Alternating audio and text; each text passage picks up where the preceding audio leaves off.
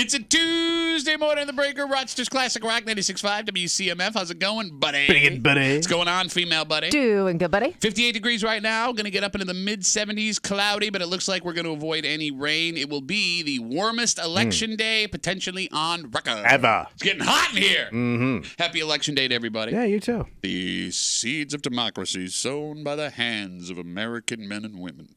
I just made that up. Wow. Oh, my God. That's brilliant. Am I a genius? Very much so. No, I'm not, and here's why. Right. So you guys have already voted. Yep. Yes. You did the early voting. Mm-hmm. I kept getting hung up plans, so then I decided as I got closest, we were talking about yesterday, I'm going to bank on so many people early voted that today will be a breeze getting through the polls. It might I'm be. curious to see because there were a lot of lines with the early voting. Yeah. So All right, so I'm going to go right after the show and do my thing at my polling place, and I'm getting ready this morning. And I put on my sweatshirt, I put on a hat, I look in the mirror, I'm about to go out the door, and I go, ooh, this might be a problem. Why? Well, see, don't know if you've seen these stories across the country. Yeah. For those who are unaware, if you are going to vote today, you can't wear anything that has a politician's name or a slogan when you go to the polls. Yeah. And that's been a rule forever. You're not allowed to campaign within, 100 feet or something like that? Like that, yeah. And they look at that as campaigning. So there have been stories of people that have shown up in hats and shirts with a person's name on it. Yeah. They then accuse the poll workers of being biased. There's one old woman who got so mad she ripped her shirt off and voted in her bra. Okay. And whatever you want to do. as sexy as you think that sounds, I can promise you if you saw the picture, it wasn't. Right. So I look in the mirror, and I'm wearing my Denver Elephants hat, and it's just a standing elephant in a diamond. And I go, ooh, that kind of looks like an elephant. That's a Republican logo. Oh, but they wouldn't go that far. I don't know. I saw a shirtless woman. Better safe than sorry, I guess. I go, okay, all right, fine. I'm going to take this one off, and I put on my Violent Gentleman's hat. And if you watch a live stream, you see me wear that every once in a while. And I look in the mirror. Maybe not that one Yeah, either. and I go, that looks very intimidating. That's got a skeleton, and it says Violent on it. Yeah, and, okay. Okay, with everything, I take that one off, and now I'm looking for a hat. So then I have a hat with it's blue, it's got an American flag on it, and it's got the scrambled eggs on the front of the bill. And I'm like, that says America. Scrambled eggs. What do you call those things? Embellishment. I'm forgetting. Are you talking about the gold leaf? Yeah. Oh, okay. Yeah. My dad's buddies who were in the police department that had him would call them scrambled eggs Oh, when they okay. got him. Okay. So I put that on, and I go, okay, that's America. But then I was like, wait a minute, is the gold leaf, does that mean something? Is that stolen valor? Just means America. Well, no, I don't know. I don't know. The flag means America, Yeah. but what do these things mean? Are people going to be like, thank you for your service? And I have to be like, oh, actually, no. Okay. So I took that one off, and I'm looking for a hat to wear. I'm looking for a hat. So I went with my Washington Nationals hat. It's right down the middle. But that's W. For Washington. He may be running again. Yeah, there might be another Bush coming up. You can't have another W. I figure it's fitting too. My family and I, we went to D.C. Okay. over the summer, right, for 4th of July. It was an amazing experience. I talked to you guys about I love Going and seeing stuff. and I love the history of everything, and it was very inspiring. And I got to see my grandfather, who's buried in Arlington, who was in the Navy, and it was all very great. So today, I'm getting the hat that I spent $50 on the day before I saw my grandpa. You did it. You found one. Yeah, we did it, and I'm proud of everybody. There you go. All right. There you go. All right, so I want to read you an interesting story that popped up last night. What's that? You are under the assumption that almost everybody knows who they're voting for today. I would assume at this point, yes. Okay, and I would agree with you now, right? We are on election. They interviewed people about how they voted in the past and how they feel about how they voted in the past. And 15% of Americans say they regret how they have voted in previous elections. Oh. 15%. 15%. All right, that's not high. Okay. No, I agree That's with like you. human. Yeah, you screwed up. Kimmy, does that surprise you? No, it sounds right. Okay. Like your candidate didn't work out the way you thought it would. Or You were things, new to voting. okay, maybe you grow older and your opinions change, Yeah, right? absolutely. Things happen in your life. Yeah. Okay. And going even further on how that's understandable, right? Hindsight is 20/20, right? You have no idea what's going to happen. What is more alarming, however, Yeah. 12% of Americans say that it is likely that someday they will regret their vote in this year's election. Okay. They might see this one blowing up in their face. Likely. Like- not, oh, not, like- not So they think it could think happen. this But they're still ahead of gonna do time. it. That Yeah. is weird. They're not so sure. Nope. but I'm going to vote this way Well, anyway. there are a lot of people who feel like when they vote, they're making the better bad decision. Fair Like enough. they're not in love with either candidate, but I'm going to vote this way because this is how I feel All about right. certain things. So maybe they're just anticipating, like at some point, this person isn't my favorite person. They may screw up or they may do something I don't like. But almost this, and what you're saying is completely understandable. But I do find it interesting What's that? that almost the same amount of people who say they have regretted a vote in the past, which you get, say they are likely to regret this one. Wow. Is that not a lesson learned?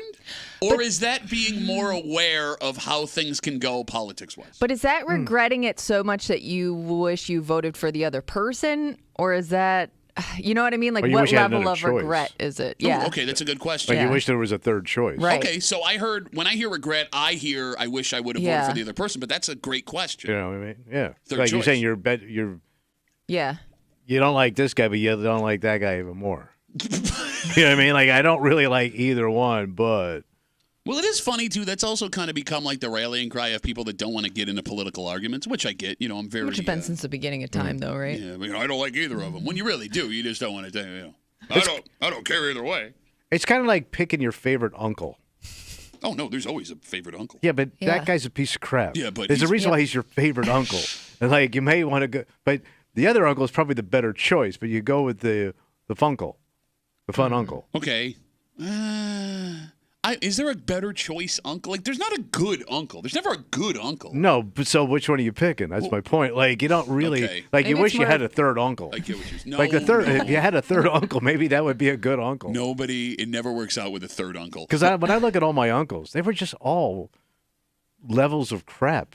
Here's what happens when you get a third uncle, all right? Because if you have two uncles, which is a standard amount of uncles based on American families from the 50s, 60s, and 70s, you have the uncle that's like not totally all there, but he's like the responsible one. Right. You then have the funkle. The third uncle is never like a Fortune 500 company worker. No. The third uncle is the guy that has had his driver's license taken away 15 times and is currently living with a girlfriend that he's not attracted to because he needs a roof over his head. It never goes up. So No. when you say, I want the third uncle choice, no, that's the third uncle you're getting. Yeah, but that's not a great choice. That's either. what I'm saying, right? So this idea of a third choice, and this actually works out perfectly for politics. All right. You think you want a third choice, right? You think you want a third uncle. Exactly, but then that third choice, it's like, oh, what did he do when he was in his 30s? Oh, my gosh. What the hell happened? Well, see, that's the other problem, man. Like, you can investigate so deeply into people now, especially famous people. Sure. All the stupid crap they did. Yeah, but I feel like it's come back around. It is funny to think back to elections previous. And, you know, I've only been conscious since like 94, the first Clinton election, of where I like was understanding what was happening, right? But like what used to completely doom politicians? What was a scandal? Yeah. Scandal that would end your career, forget Yeah. about an election Right. cycle. It's just now we're just like, meh, we overlook it. Yeah. Because they're likely to do something worse eventually. So you're like, yeah, that was in the past. Is that what it is? I don't know. Like, it does feel like if somebody has one scandal, it kind of leads to more scandals. But like the old days, you didn't find out about any of this stuff till like they were gone. You know what I mean? You almost sound like you're like longing for those days. What do you mean? Like not knowing. Yeah. You're right. saying? What?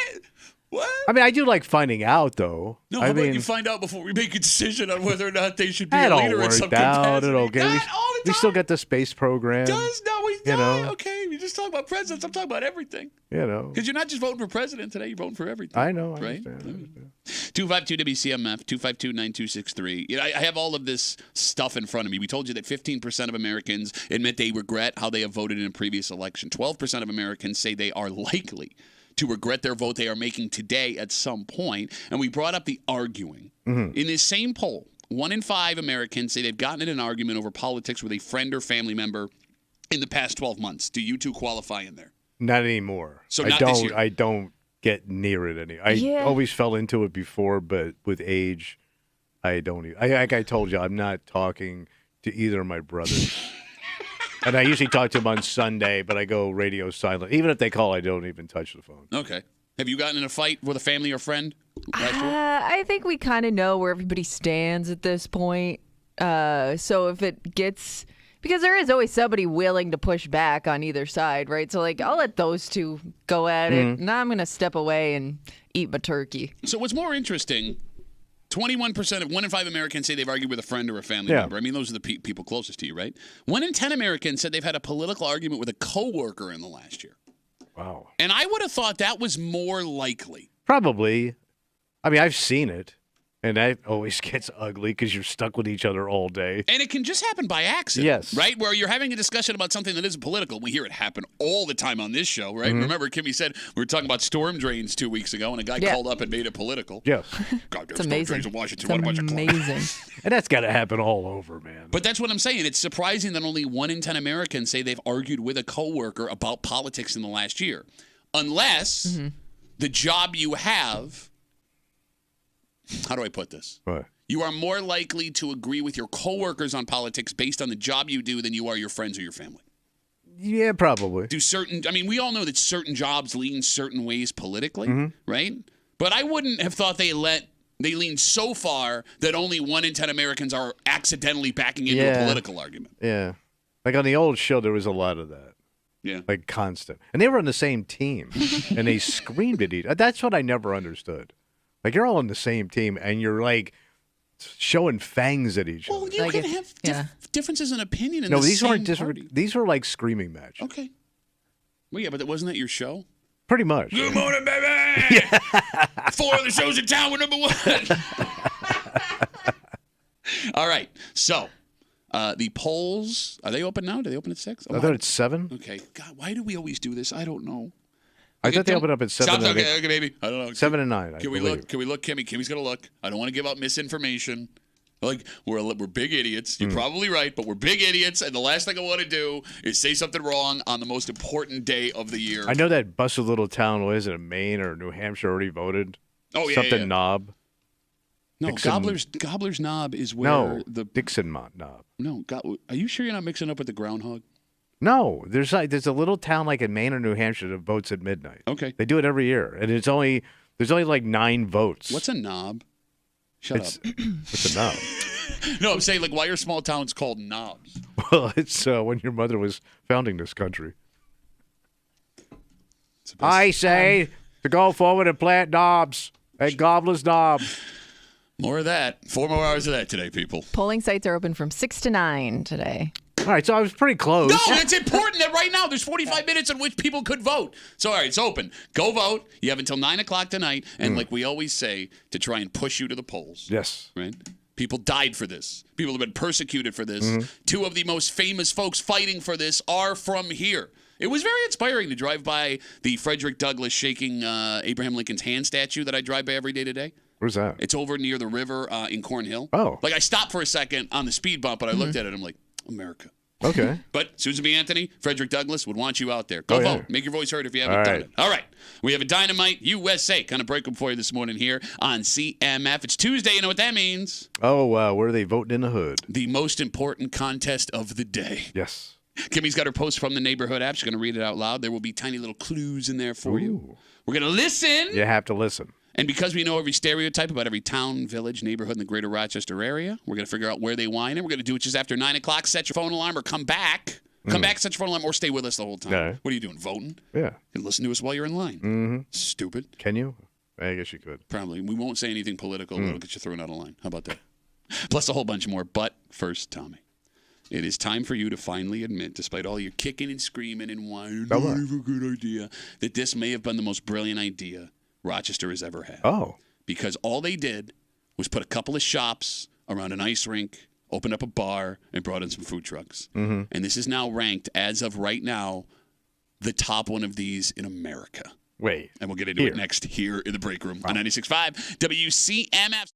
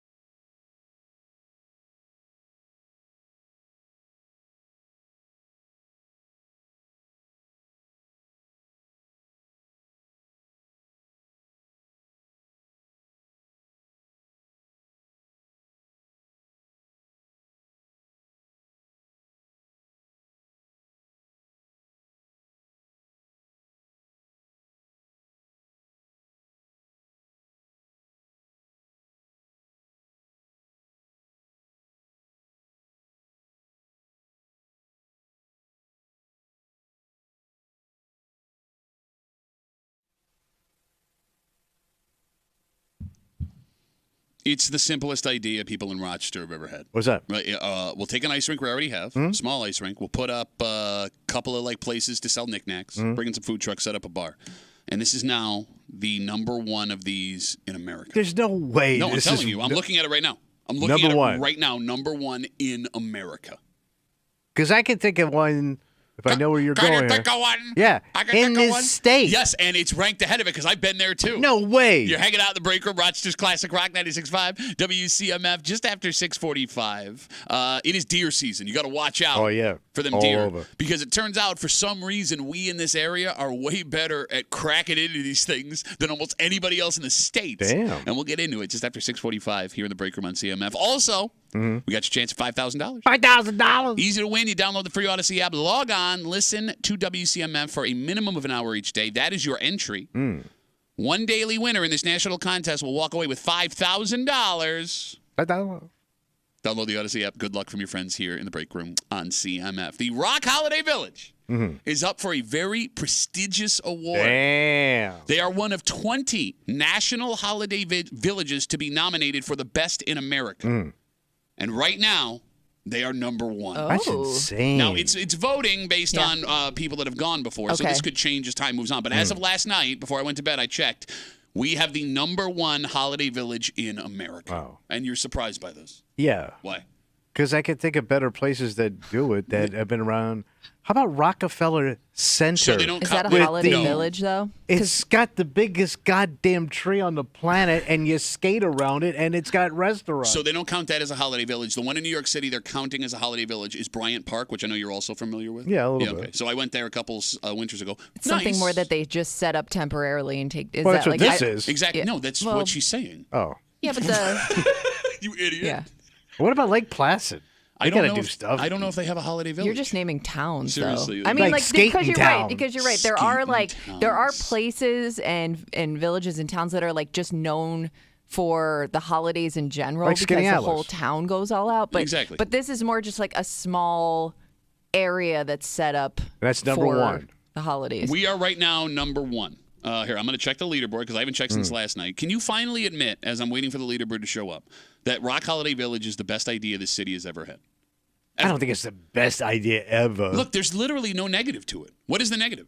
It's freezing ass cold. Okay. It's the same mustard you tried to sell me at Park Ave 3 years ago. Doesn't Yeah, keep. but it's the only. Well, to your point about the mustard, it's probably the only time in the winter you get to like. Chili shop? Yeah. I mean, she's not wrong about the chili shopping. Look, I mean, outside of the cold, which is part of a winter village, Christmas village, name a single thing people don't like about it. I mean, it's not even in a nice area. I would disagree with you. It's kind of like You got the- grimy you got the ice rink. downtown. It's literally next to the biggest draw in the city of Rochester, What is that? Strong Museum of Play. It's around the corner. I It's didn't see literally it. you could hit a tennis ball if you threw it from the end of Rock Holiday Well, Village. back in the day when I was still in the league, I could. Still in the league of douchebags because I think you're in that league as we speak. Tommy Beckhand.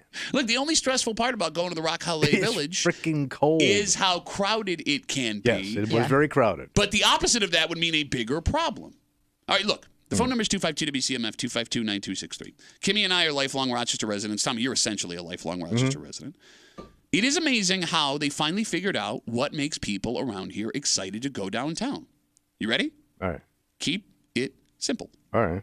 Rock Holiday Village is food trucks, vendors, and a bar around a small, already existing ice rink. And it crushes. It does. Crushes. Because you all like to go down there and do your city jerking. Yeah. Parcel 5 is a big open space. It's a lawn. Parcel 5 is a lawn. It's a lot. It is one of the most popular places year-round in downtown Rochester. Okay. And it wasn't that long ago, Thomas, that folks in the greater Rochester area would want to spend a fortune in an effort to get people excited. Yes. Fast Ferry, soccer stadium, almost committing over $250 million to a riverfront performing arts center. The first two failed miserably. The third one would have failed had it gone through. Yeah. The more simple something is, Okay. the more successful Just kind of leave it alone. is. Let it happen. But I mean, look, it took 40 years to figure it out. But the more simple stuff we do, the better it ends up. Big hit. Is that fair? Kimmy? Well, yeah, and start small and let it grow. Because I guess I don't remember it the first year, but I feel like it has expanded a little bit since then. Yeah, absolutely. They got something new every Yeah. year. We started out with one igloo.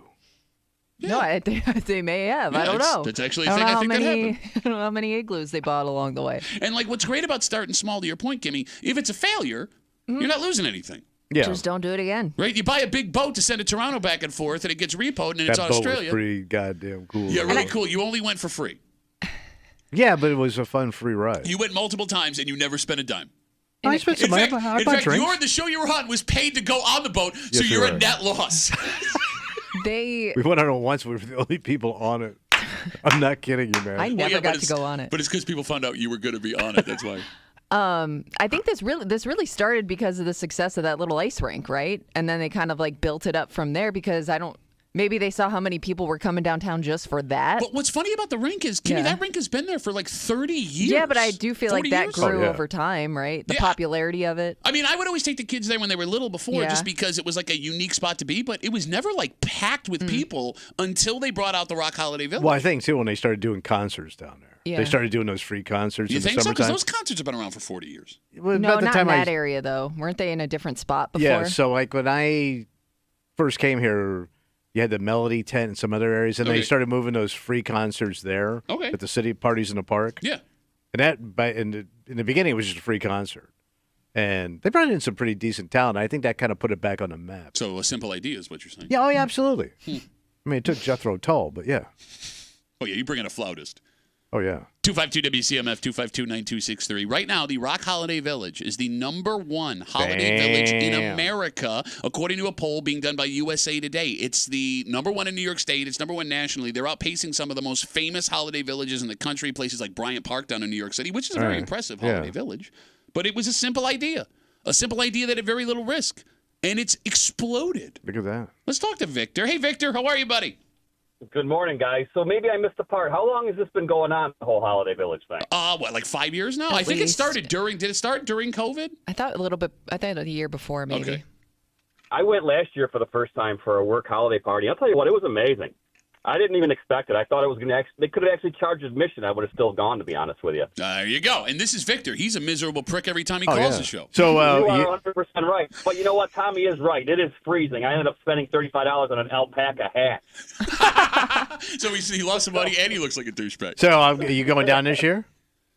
Yeah, absolutely. We will go down again this year, but I will dress appropriately. Your ass ain't going. I love how you wait for him to say no, and then he know gives his it out ass ain't going. You ain't doing it. It was He ain't going. It's too much.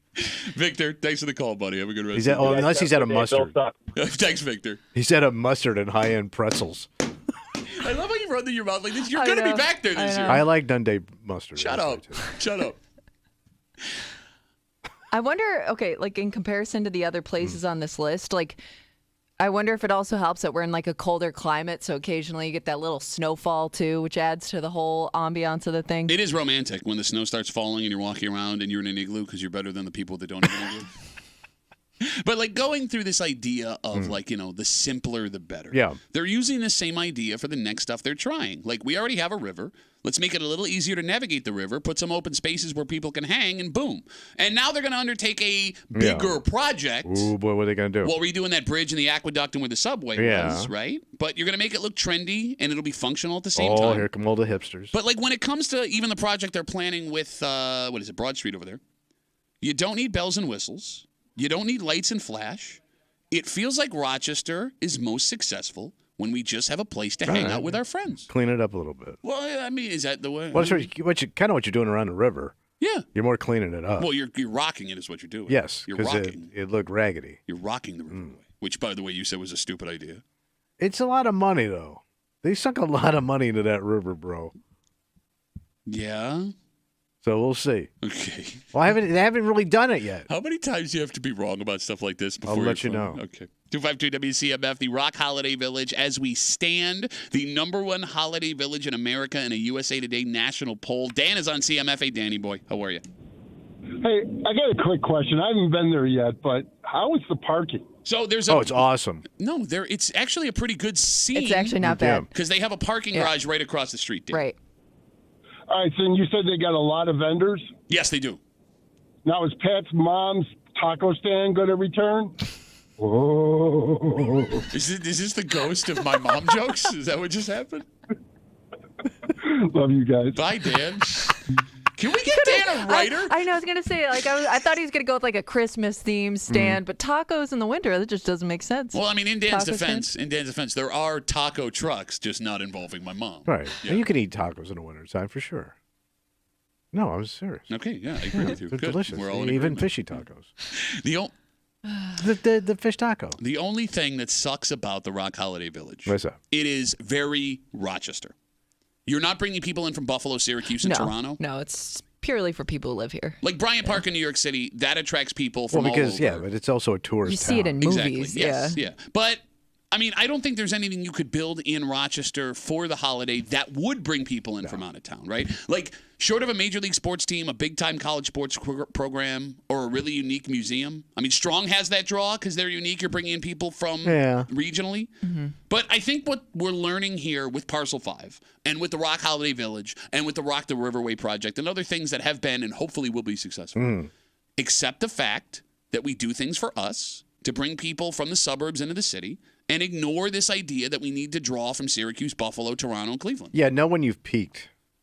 Like you've nailed it. You don't need to keep adding things because you're not going to draw. You didn't get anything out of this conversation. I don't Yes, think I just did because what you're saying is you're not going to draw from other areas, so don't try to do that. But peak is not the word you're looking for because I don't think we've peaked. I think there is more stuff you can do that is what else? similar. What else? See, here you go. No. Now you're gonna. What are you gonna do? I don't know.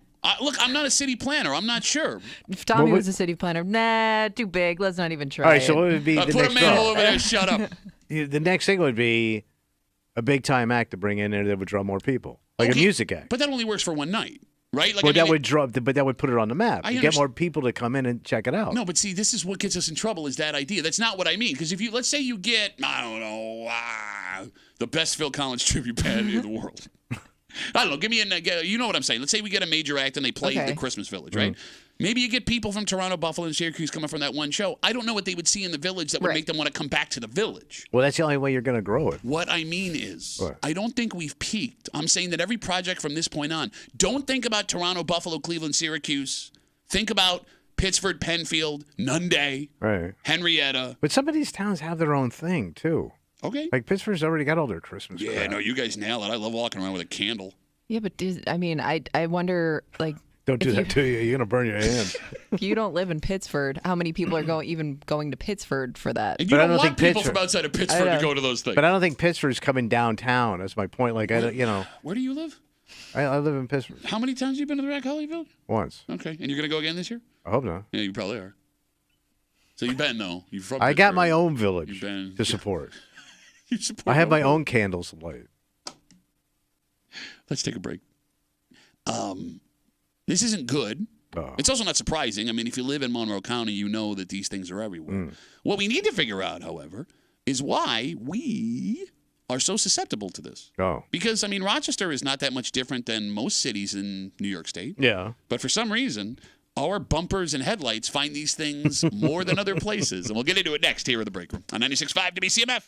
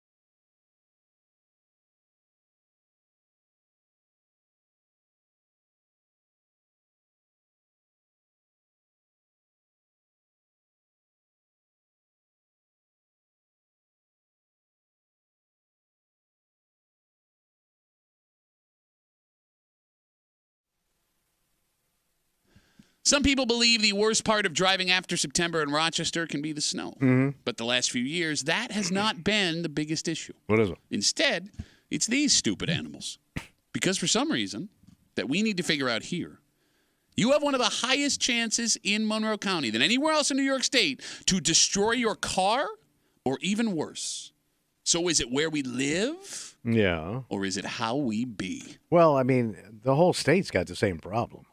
You're hanging out in the break room. Rochester's Classic Rock 96.5 WCMF. Just after 7 o'clock, it is Election Day. Oh, boy. And, people like to cohort with like-minded people. Sure. Right? So you would be under the impression then that most people are sharing a home, married to, in a relationship with someone that they're voting for the same candidate Yeah. today.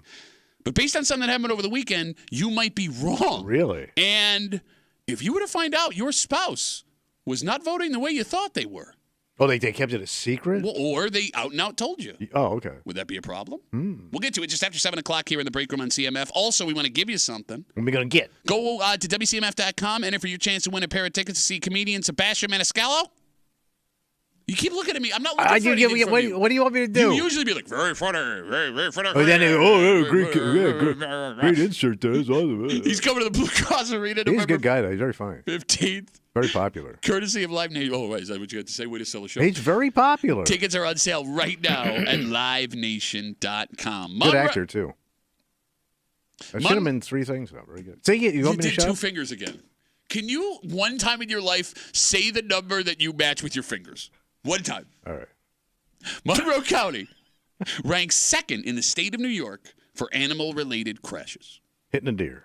Specifically deer. Yeah. This is according to AAA. The report, which came out in October, said that we had over 1,500 accidents just in Monroe County. Clipping animals. Last year, yeah. And that's actually up from the year before. We have been second in New York State every single year for the past 3 years. Did you say 1,500? 1,500 animal accidents in Monroe County. Pile of dead ass. So if we break it down, 365 days a year, that's 5 animal accidents in Monroe County every single day. Every day. Every single day. Man. Now, by the way, right now is the worst time for deer accidents. They're all over the place. Yep, September, October, November, your most likely times to hit a deer. Although, if you've grown up in Rochester, we're not breaking any news to you. Right.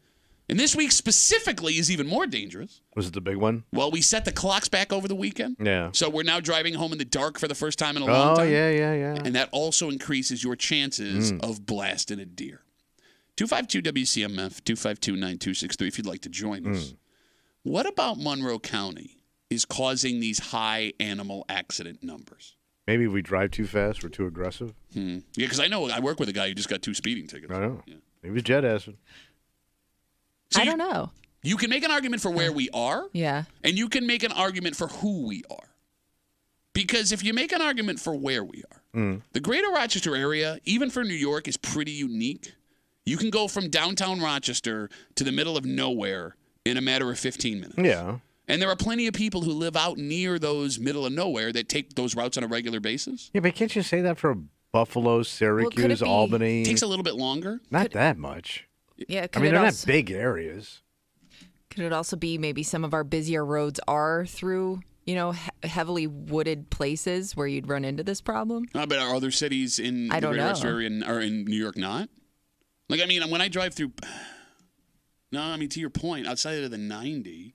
When I'm in Buffalo, you're right. There's not woods on either side of me. It's traffic everywhere. They're all fairly similar towns. Well, but like even in the city, though, Rochester might be unique when it comes to the city because we have some sprawling nature areas where deer live. Yeah. Like if you drive through Rondequoit, there isn't a point where you're driving where you're not in the middle of woods. Yeah. I mean, even in downtown Rochester, it's nothing to see. You're in the city.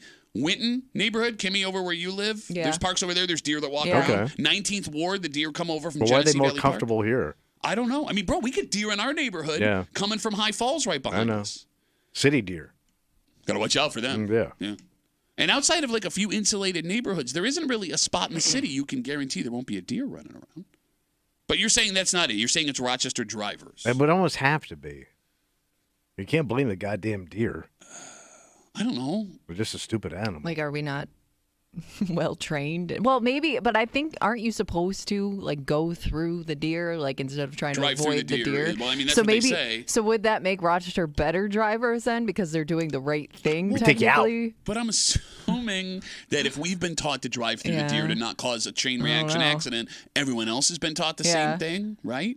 Like when I get up in the morning, I don't know about you. I think you and I see a lot of deer every morning where we live. You do. Like I creep because I will see at least 2 to 5 deer every morning on French Road. Yeah, samesies. And sometimes I'll see them on Monroe. And I told you one day I pulled into the coffee area. There was like a small herd of them in the parking lot by Whole Foods, just like walking. They were all pissed about the prices. They were going to Oak Hill. Sorry. No, they had a tea time at 7. No, there are 10 deer in the ditch on East River Road when I turn on my they're just hanging. Look, every morning they look right at me. Like, oh, what's this? Every morning, you idiots. Get a watch. Put it on your hoof. 252-WCMF, 252-9263. Monroe County is second in New York State for animal hit car accidents. Last year, we had 1,500, which breaks down to about 5 every single day. And we're trying to figure out what about this area makes it so likely for drivers to hit deer. I mean, can you make the argument that when you grow up in a place like Rochester, there's a weird false sense of security driving the same roads over and over again, right? Like that could lead to a lack of caution, maybe somewhere else that has more traffic would bring? I mean, unless there's more deer settled here than other areas. Well, why would that be? I don't know. But that's the only thing. There's more of a deer population in like Monroe County than other counties that have cities. Do we lead New York State in hunters with a lazy eye? Oh. Not able to control the deer population. Okay. We keep missing. No, you bring up an interesting question. Would there be more deer? Like more suburban deer. Suburban deer? There's What also else would you city call? deer. Maybe- There's also do we- city deer. City deer, suburban deer. They're busing in deer from the suburbs into the city. I and thought they vice wanted to versa. stop that. Do we Only in have, Boston. do we have more like marshy areas near busy road? Because if you think about like the Parkway, like you drive the Parkway and you see dead deer all over the place. Do deer like marshy areas? We're so Well, stupid. they want water. Yeah. They want a water, so like Aroniquay Bay, right? Yeah, no, I see the deer swimming out there all the time. Yeah, but they go down there and drink the water. They got their bathing suits on. Why would they need a bathing suit? I don't know. What are they covering up? I've already seen their ass. You can't see. I've never seen a deer's penis. Not that I've looked, but like other animals, you get to see their genitals. Why from, would like- you see their penis? No, I'm saying like there are other animals. You see their genitals hanging from like. So one thing about deer, they're the least hung of the hooved animals.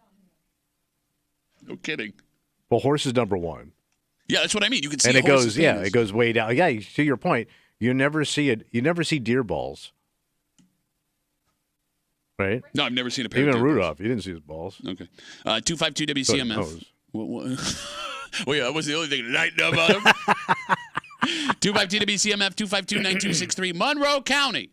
You is the second leading animal strike county in New York State. Let's talk to Tom. Hey, Tom, how are you, buddy?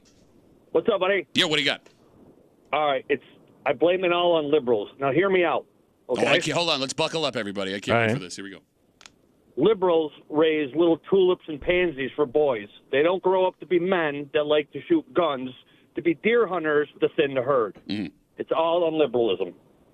Thank you, guys. I thought this was America. Yeah, I mean, we had to hit him with the political alarm there. So we have too many deer because conservative people hunt. But and there we have aren't a lot of enough- hunters. No, not according to Tom. Not enough hunters? No.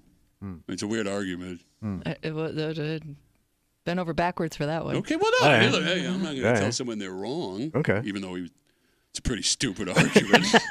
Happy Election Day, everybody. Yeah, seriously. I cannot wait to be done with all of this. How much does construction have something to do with this? What do you mean? Well, Like going into their habitat, and so then they're forced to move around? bingo. Like most towns outside of the greater Rochester area, your Henriettas, your Penfields, your Mendons, your Chilais, right on the edge, are slammed with new housing tracts. And that deer, that land, Okay, yeah, good. that's been wide open for deer Somebody for years. did bring that up. Like it could be the expansion of building housing and stuff like that. It's pushing the deer and other animals out of their normal spot that they had settled in. Squeezing which a is little causing- guy out. But I would think The that little that's also happening in places like Buffalo and Syracuse too. So I don't know. Well, I mean, okay, so I can know this is purely anecdotal, right? Only something I've seen. But like I live in Henrietta. And my neighborhood where I drive out is completely transformed in the 12 years I've lived there. Right. It was all open land. Now it is nothing but housing tracks. And I have seen way more deer the last couple of years than I've ever seen. All right, so they're roaming, they're moving. It's got to be it. I mean, you push and they're someone looking out, for food, they're looking for water. and they got to go somewhere, Yeah. right? So I guess why not the middle of the road, you idiots? How have they not? Look, man, I don't know much about science, but how have you not evolved to a point where when you see a speeding hunk of metal coming at you, you tell your kid to get the hell out of the way? Because when it comes to deer intelligence, I think they peaked in the 40s. Why is that? Why the 40s? And I'm talking the 1840s. Oh, I see. Yeah. Okay, They're gotcha. just a stupid animal. 252 WCMF. Let's talk to Jay. Hey, Jay, what do you got, buddy? Hey, I think it's the river. They travel east and west. They can't get across the river, so they start heading up the river, and they end up in the city. Is that what it is? All right. No, I mean, I'm sincere. It's just my theory. Okay. Do deer not swim? I don't know. Well, Jay, that would blow up your theory. If Well, you they never did. see one. never I've thought never of seen that. one swimming. Well, I've Yeah. also not followed a deer. No, but I've seen like bears swimming. When have you ever in real life seen a bear swim? They found them in the Finger Lakes a couple times. They had them big ass deer. You- I bears. have You seen said deer. I mean bears bears. swim on those nature shows. Yeah, but I've never seen deer in the water. They got big paws. Deer just got little tiny hooves. All right. Yeah, because you always see them like drinking the water. You never see them in the water. One of my favorite classic rock songs, by the way. What's that? Deer in the water. Deer in on the the water. They water. can't swim. Jay, thanks for the call, buddy. So I did Google this. It says yes, deer are strong swimmers. You're an idiot. And can swim up to 15 miles per hour in the water. Probably faster than bear.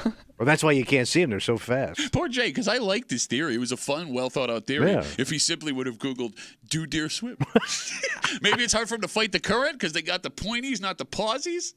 The pointies, not the paws. Well, I'm trying to bring everybody along. Like paws on bear. the you hoo. can get through, right? Yeah. Can you fight a current with sharp little toes? No, you Probably not. No. Kimmy's going to Google that and say, actually, the sharp toes helped him Okay, swim they cut through the faster. water. 252 WCMF, 252-9263. All right, now we got a whole bunch of. Instagram is loaded up With deer people facts? with deer theories. All right. Jacob writes, city deer are extremely stupid compared to more rural areas. Why are they stupid? I don't know. Okay. That didn't make any sense. Well, I mean, maybe the idea is. I always say they're smarter because they find more food in the city than they do out in the woods. Shelley's got a theory. Oh, Shelley. Shelley says there's less land to hunt because people are putting no trespassing sign up on acres and acres of land, not as many being harvested because nobody is allowed to hunt anymore. But hunting's big in this area. No, I understand, but I mean, it's Who's big. all these gun stores selling to then?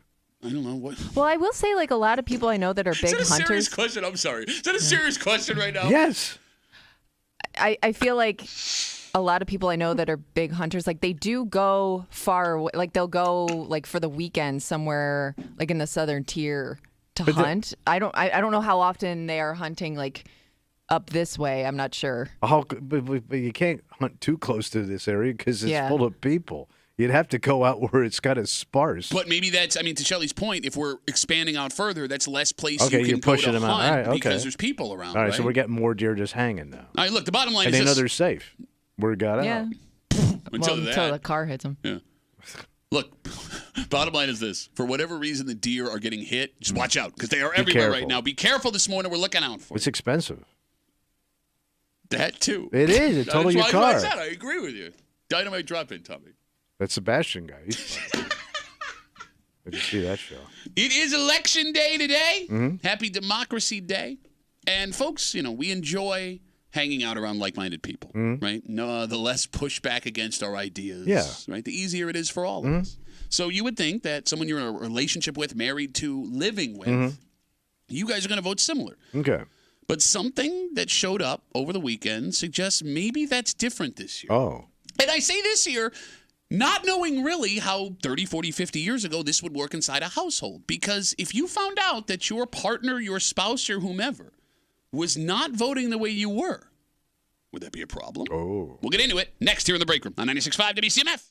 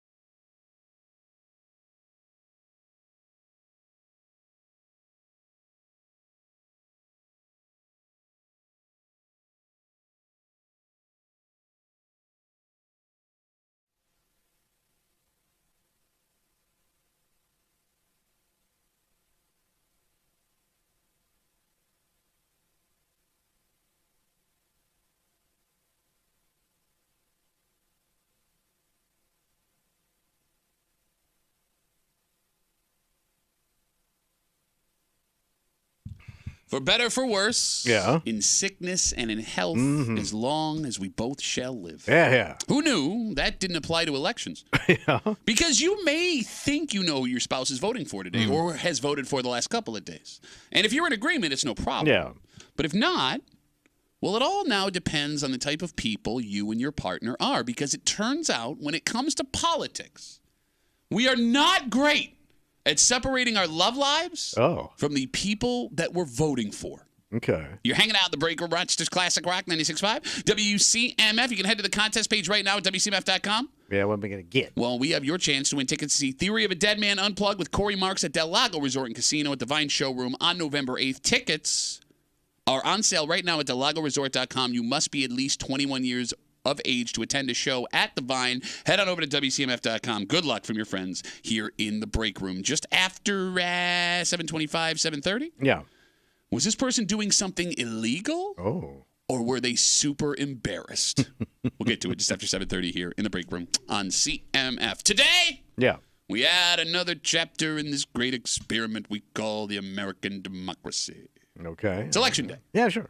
And as split as America is on the presidential candidates, it turns out there may also be a split inside your house. It's in the house. It could be in the house. Splits in the house.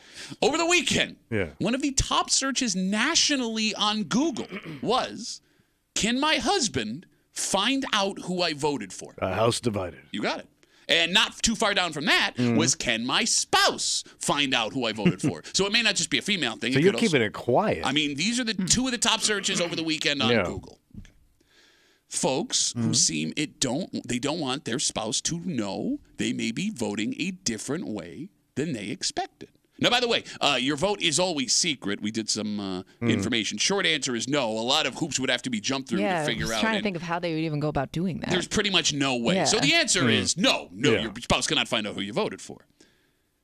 But the phone number is 252-WCMF, 252-9263.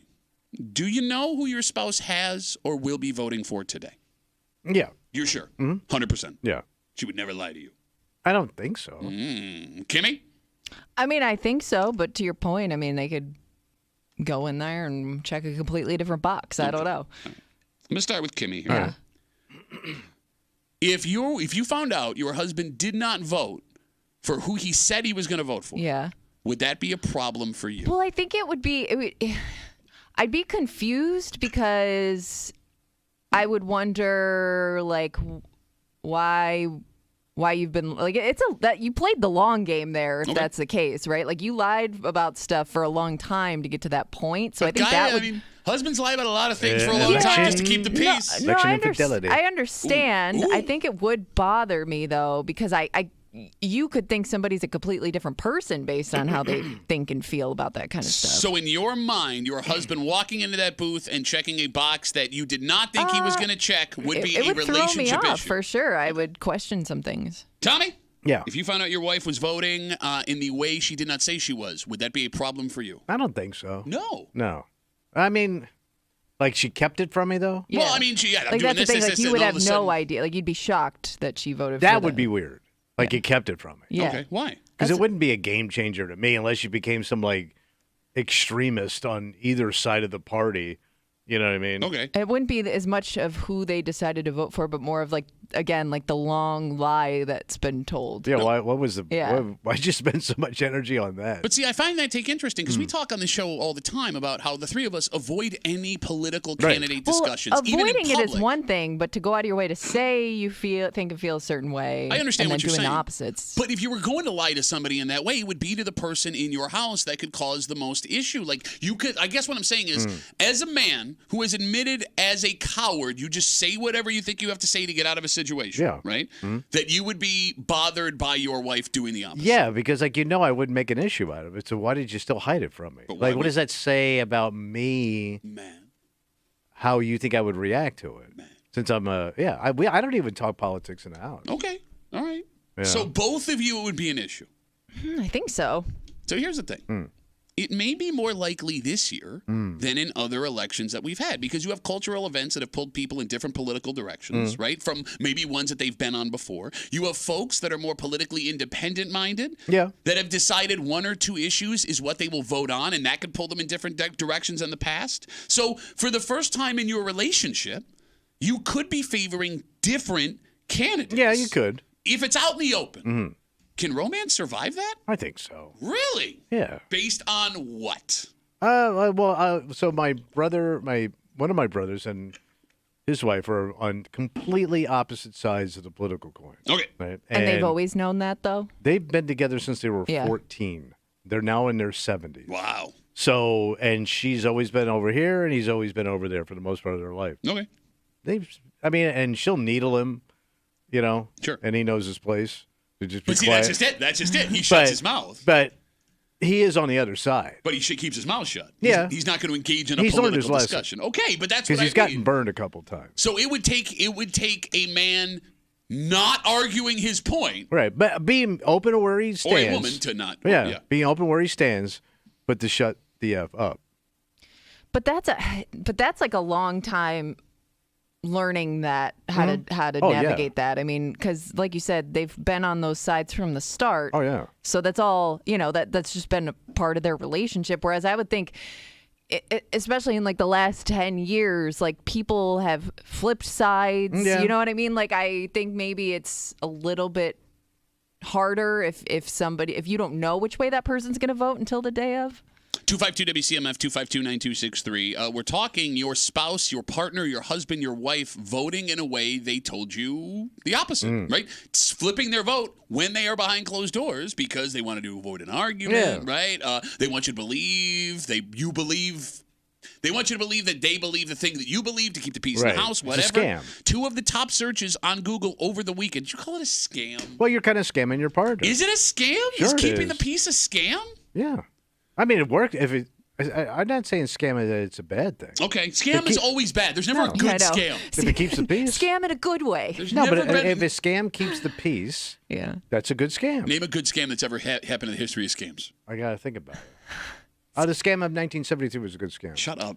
2 of the top Google searches over the weekend were, can my husband find out who I voted for? Can my spouse find out who I voted for? All right, so Tommy, you are of the belief, although you said you are of the belief that people with opposite political opinions that would be voting for 2 different candidates today can have a romantic relationship. Yeah. Well, I have something here that suggests maybe not. Why? Story of the Daily Mail over the weekend. Talked to different psychologists and therapists who say they've seen a boom in married patients coming in because of their differing politics. They say that political differences led to bigger arguments at home. They say other family outside of theirs, like that can affect aunts, it uncles, too. that's caused tension. And one of the more surprising issues that these doctors said keep coming up in patients, recruiting their kids to take their political side. Oh, like think trying about that. Okay, so trying to influence the children. Well, but don't you think that's always happened? Like with parents and elections? Like I do feel like, especially if it's a split household, even decades ago, your kid, you kind of wanted your kid to be on your side, right? I mean, you, Tommy, knew exactly how your dad felt about politics, and I'm sure he wanted you to feel the same way. But you're also talking about a different time where your mother wasn't going to argue with your father about politics. Oh, no, and they were on the same team. There you go. Yeah. Where, like, but he would have been upset if you took the other side. But I mean, I guess my point is, like, it's one thing to argue with your kid over politics because, and you've seen this happen, right? As young kids start to come politically aware, if they're on your side, that's a sharp kid. Yeah. If they want to argue mom and dad's side, well, that kid's just young and he doesn't understand. Yeah, exactly. He'll come back home one day.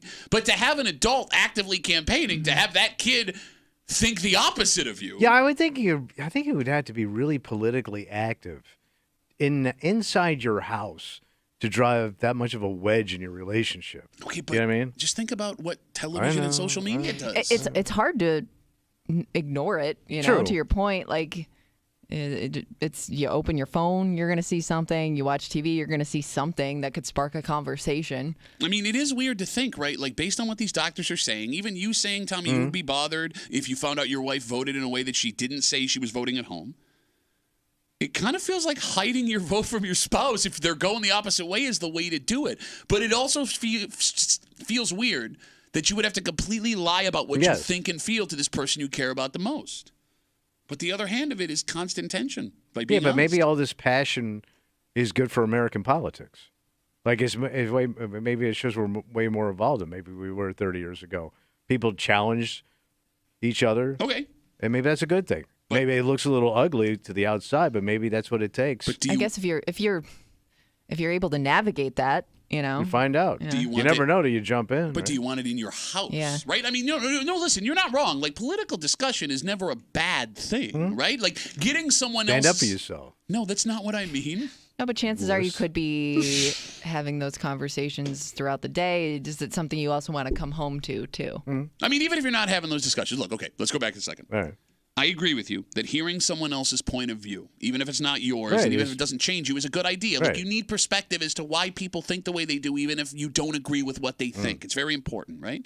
That being said, if I'm sharing my life with you, Yeah.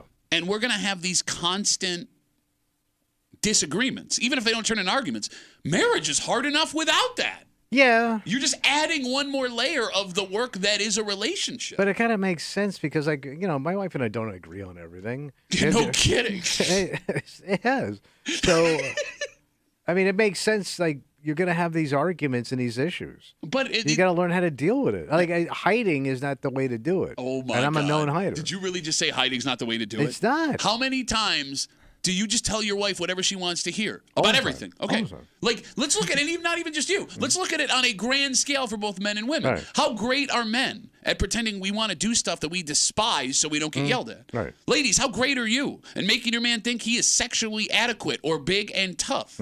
Right? Like, you could just add your list of politics or social beliefs to the list of Okay. things that you are giving lip service to your partner about.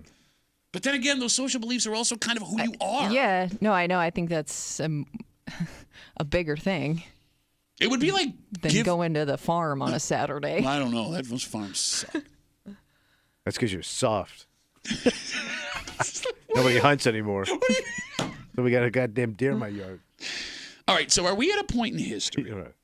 where you can only have a successful relationship with someone that has the same political ideas you do? Man, I think it makes it easier. So you say no, you say yes. I think it's harder to start a relationship if you're both on opposite sides because you may not be willing to give it a chance. Okay. But if you grow over time and grow apart in those ideas, I think you have a. I'm going to disagree with you there You because, think? Tommy, you can back me up on this. What's that? When you see people in their 40s, 50s, and 60s Yeah. get divorces after years of marriage, the most common reason why is we grew apart. Yeah. Yeah, Right? yeah. So, like, But After the I'm kids, saying yeah. like you have more to fight for in that instance than you would if you're just starting to date somebody. I agree with you there, but you believe this could work out a relationship 'cause no today. no marriage is perfect. And if you're trying to do that, you're going to drive yourself crazy. Okay. You're two different people, Man. and men and women. I mean, you don't get more opposite than that. Well, I hear one's from Mars, one's from Venus. Tell me, well, that'd be a book. So, That'd be a bestseller. Again, I have numbers that actually fly in the face of your take here. We've seen a spike in divorce every presidential election cycle since 2016 nationally. We've had a spike in divorce after the election. 2016 and 2020, there was a spike nationally, in divorce Oh, after every presidential election. And there isn't really an answer that fixes that because, like, it's easy to say, like you said, you should be able to have civil discussions with people who don't share the same beliefs. And again, you're right to say that. But I think it's easy to underestimate how angry and frustrated you can get when you pour your heart out about an issue that matters deeply to you, only to see the person that you care the most about in the world go, nah, I don't see it that way. well, I do have this problem when things like this crop up where I'm very blasé about it because I say it ain't the end of the world. I said I've heard this argument a million times. You know what I mean? They've tried to Yes. scare me with this since day one, and it seems to just keep coming back again. I'm smarter than everybody else, man. Kind of been around for a while. Check me out, man. I don't buy into all that doom and gloom on either side. Well, see, that's the easiest bet to take because That's the one I'm taking. No, but that makes you a coward. If you're gonna say the world's not coming to an end, which look, I'm kind of with you. I'm on the coward part. Okay, no, but like if the world does end, nobody's around to be like, "See, I told you so." So you're Great- winning great either point, way. yeah. Either you look like a genius, or there's no one Or there you're to dead. call you. Yeah, I exactly. always vote coward. Okay. Coward ticket. But Tommy you don't Boulay. don't buy into all the fear, and that's that's where the arguments start. I don't know. I don't know if it is fear. I think that some of it could come down to deeply ingrained social beliefs, right? What you think is important for you. And I mean, look, men and women's issues are very different in this election cycle than what they've been in the past. But as bad as you may think it gets, you have survived. Oh my God. Okay.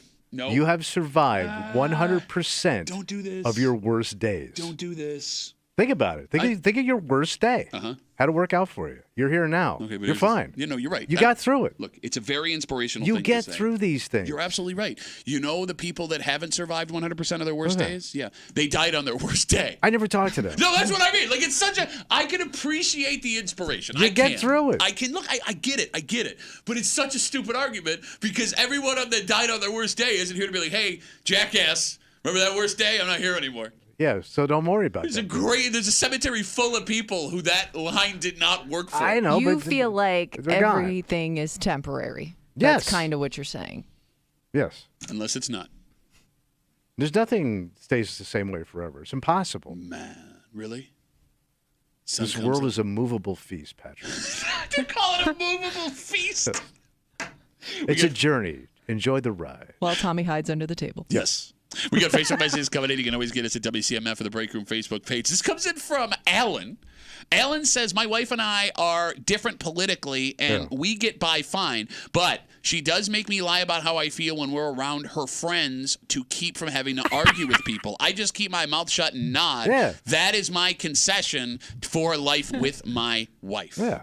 Would you be okay So with it's that? more about what it looks like to outsiders. That's interesting. Would you be okay if your husband was like, I need you to lie about how you feel socially and politically? Well, they're not asking you to lie about it. They're just telling you not to talk about it. Yeah. Which I try to avoid anyway, Yeah. so I'm kind of with you All there. right, so you could have somebody look you in the face and say the exact opposite, worst thing you could think of socially, politically to your face. You go, right? And you go, uh-huh. I wouldn't agree. I'm just not engaging in the conversation. If you don't agree, yeah, they're going to ask why. But what's the point of arguing with that guy And you're or divorced. woman? You know what I mean? He has filed for divorce. You could not do what your husband, the leader of your household, has asked you to do, the man of the house. That would be... You do get painted into those corners sometimes, for sure. Even when you try to be quiet. Yeah. They just won't let you go. It would be really hard to do. To like look at, say, if my wife was like, I need you to pretend like you feel the exact opposite you do. And then like, yes. But you kind of do that at parties when you have That's to what I deal mean. with people Like, you it's don't almost like a to begin natural with. reaction because Like, I don't know you enough to have this conversation. Right, I'm just smiling and nodding and hanging out. I don't know you people. Well, I just walk away. If I'm in a situation where I can't walk but you away. But you can't walk away with your you- wife at a party. Pretty amazing how far I could walk, man. Well, I mean, I'll walk into the garage. I don't even care. Start smoking again. Ah. All right, let's take a break. Again, don't forget, the polls are open until 9 o'clock today, and it is your duty as an American, with everything that people have sacrificed, to give most us... important decision you'll make in this generation. Well, So we have gotten some tweets from people so I'm far. sorry. Go ahead, Kimmy. I was going to say we have gotten some tweets from people so far today that say like they went to the polls early and they have not been bad at all. Okay, good. Very short wait time. All right, so cool. Get in. Make your voice heard. Yeah. Susan B. Anthony and Frederick Douglass would be very proud of you. You don't want the statues looking at you sideways, right? Who knows what they do overnight when no one else is around. Let's take a break. This sounds like a story of illegality. And look, this guy did do something illegal. All right. But it's what led to his illegal move, according to police, because you can make the argument that he's trying to hide something that he doesn't want the cops to find out about. All right, but what happened? You could also make the argument, well, we don't know what happened. We got to figure it out. You can also make the argument that this was pure embarrassment. And we'll get to it next here in the break room on 96.5 WCMF.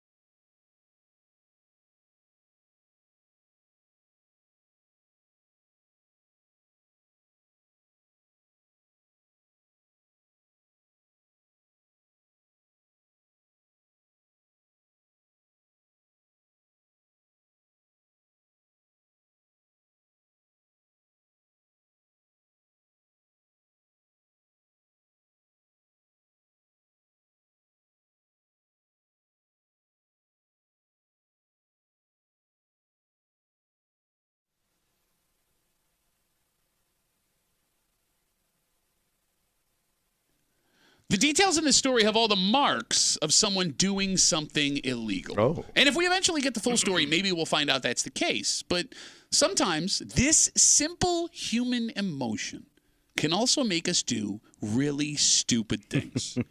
Because, Tommy, there is no guarantee that if no one were looking, folks listening wouldn't do the right thing either. You're hanging out in the break room, Rochester's Classic Rock 96.5, WCMF. We know everyone that can hear us love listening to the show. Yeah. But have you thought about watching the show? Watch us talk. You can log on to the Odyssey app, WCMF.com, YouTube, or Twitch. The Break Room, WCMF on YouTube and Twitch. You can like, you can subscribe, because as we like to say, the management, like above us, out of town. Yeah, what they say. They could simply turn on the show and listen to us. But the more subscribers you have, it shows you have a quality radio program. Quality radio program. All of that brought to you by our good friends from Three Heads Brewing. Back for another season. Three Heads is re-releasing their Nighthawk Hazy IPA. Delicious. Look for it at the Blue Cross Arena for all events, in stores, and on tap. This story comes to us from just outside of Brockport.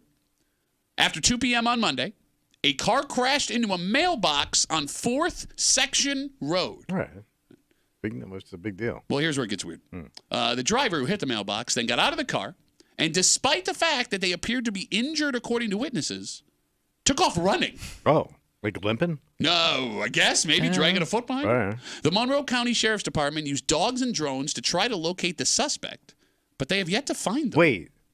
And the car is still sitting there. So I don't know what happened to the car. I would assume they left the car behind. And it's weird because it didn't say in the story that the car was stolen. No, it didn't. So we'll get to that. Okay. Yeah, give me a I'm sorry. By the way, there's no pronouns used in the story, so it doesn't look like if they know it's a man or a woman. They say the crash is still under investigation. If anyone has any information, they're asking to call 911. So based on what we have here, it sure seems like this person may have been doing something illegal. Okay. What are you running from if you weren't? Exactly. Yeah. However, there are a few weird things. As Kimmy just mentioned, there was nothing in the story about the car being stolen. Right. Now, it's not to say it wasn't. Right. But We it just don't know. It wasn't mentioned. Usually they note that somewhere. Yeah. Also, it's 2 o'clock in the afternoon when this accident happens. And I know it's not impossible, but the odds of a DUI or a DWI or a DWAI at that time of day would be smaller compared to other times, right? Not party time. And the third thing, it doesn't sound like the police recognize this person for something they may have done wrong in the past. True. Yeah, it didn't. I guess it didn't say that they found anything illegal in the car, but I guess we don't know that either. Well, I mean, again, that's usually included in these stories. Maybe today we get an update and it's all clear. So it's a bit of a head scratcher. A little bit, because they know who the car's registered to if it's a legit car. Sure, but it could be a rental car, could be... Or the owner may not have been the one driving. Also that, Oh, could be that too. Oh, you don't know how many... Do they even know how many people were in the car and how many people got out of the car? It just says one one. person got out and took off. That's what it says. So a neighbor or somebody saw something. That's what it sounds like. All right.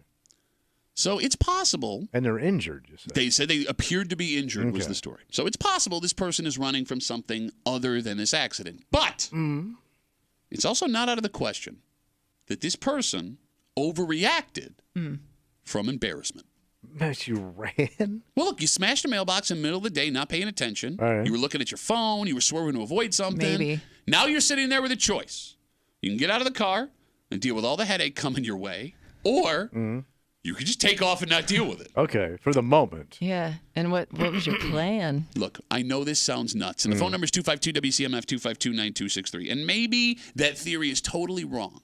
However, we cover a lot of news stories here in the break room. That's true. And we have seen examples of high-speed chases that went on through cities where people were just caught speeding or running a red light. Yeah. They weren't drunk. They didn't have any warrants. They didn't have any drugs. They didn't have any weapon in the car. They were embarrassed. They panicked, and they made things 1,000 times worse. Same thing. We've seen stories where people have taken off running when police wanted to question them. And sometimes, or for some people, that pressure in the moment makes them do really So stupid it's panic. things. You think it's panic? Panic and embarrassment. And One of those two things. I would think if it's like a kid in like maybe a parent or family member's vehicle like that, I could totally see like their first reaction be like, I got to get out of here and blame this on somebody else in some way. Like if they weren't supposed to have it. It would be pretty amazing if it was a kid while injured that they managed to evade dogs and drones. It would also suggest maybe that they live in the area if they were able to just go home Right. and get away from what was going on, right? You think I'm crazy for having this theory? No, I mean, my first thought went to alcohol. Okay. Yeah. And just getting away from it. Right. Thinking you can But outrun it. the time of day, 2 o'clock. I mean, I have been drunk at 2 o'clock in the afternoon.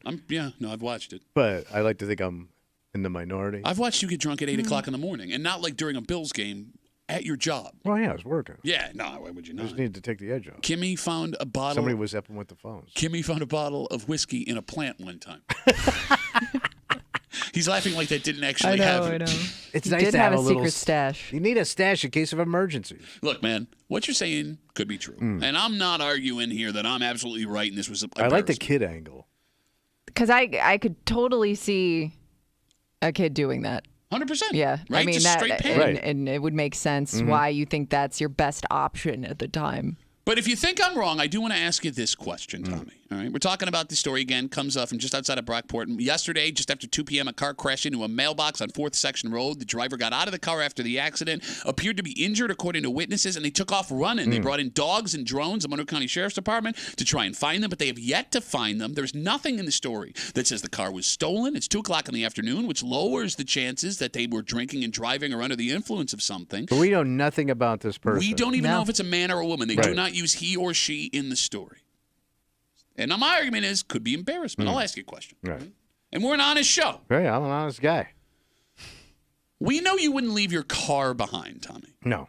But if you were outside Brockport, where this happened, middle of nowhere, and you crush someone's mailbox with your car, Yeah.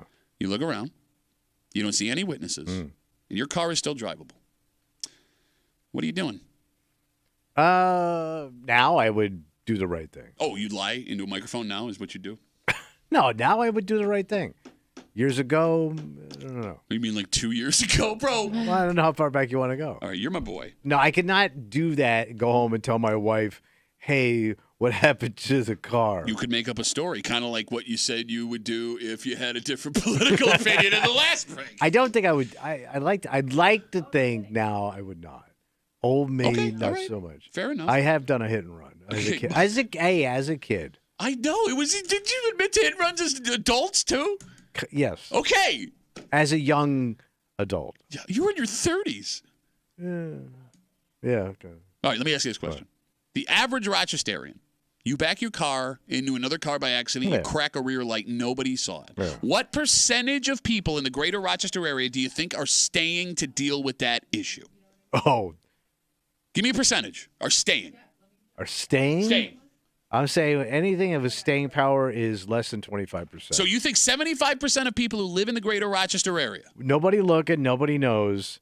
Yeah, you're screwing out of there. Okay, so kind of goes to my point here. Because, look, in all reality, if you stay and you handle the situation, yeah, it's going to take time. And, yes, you may have to pay for insurance, right?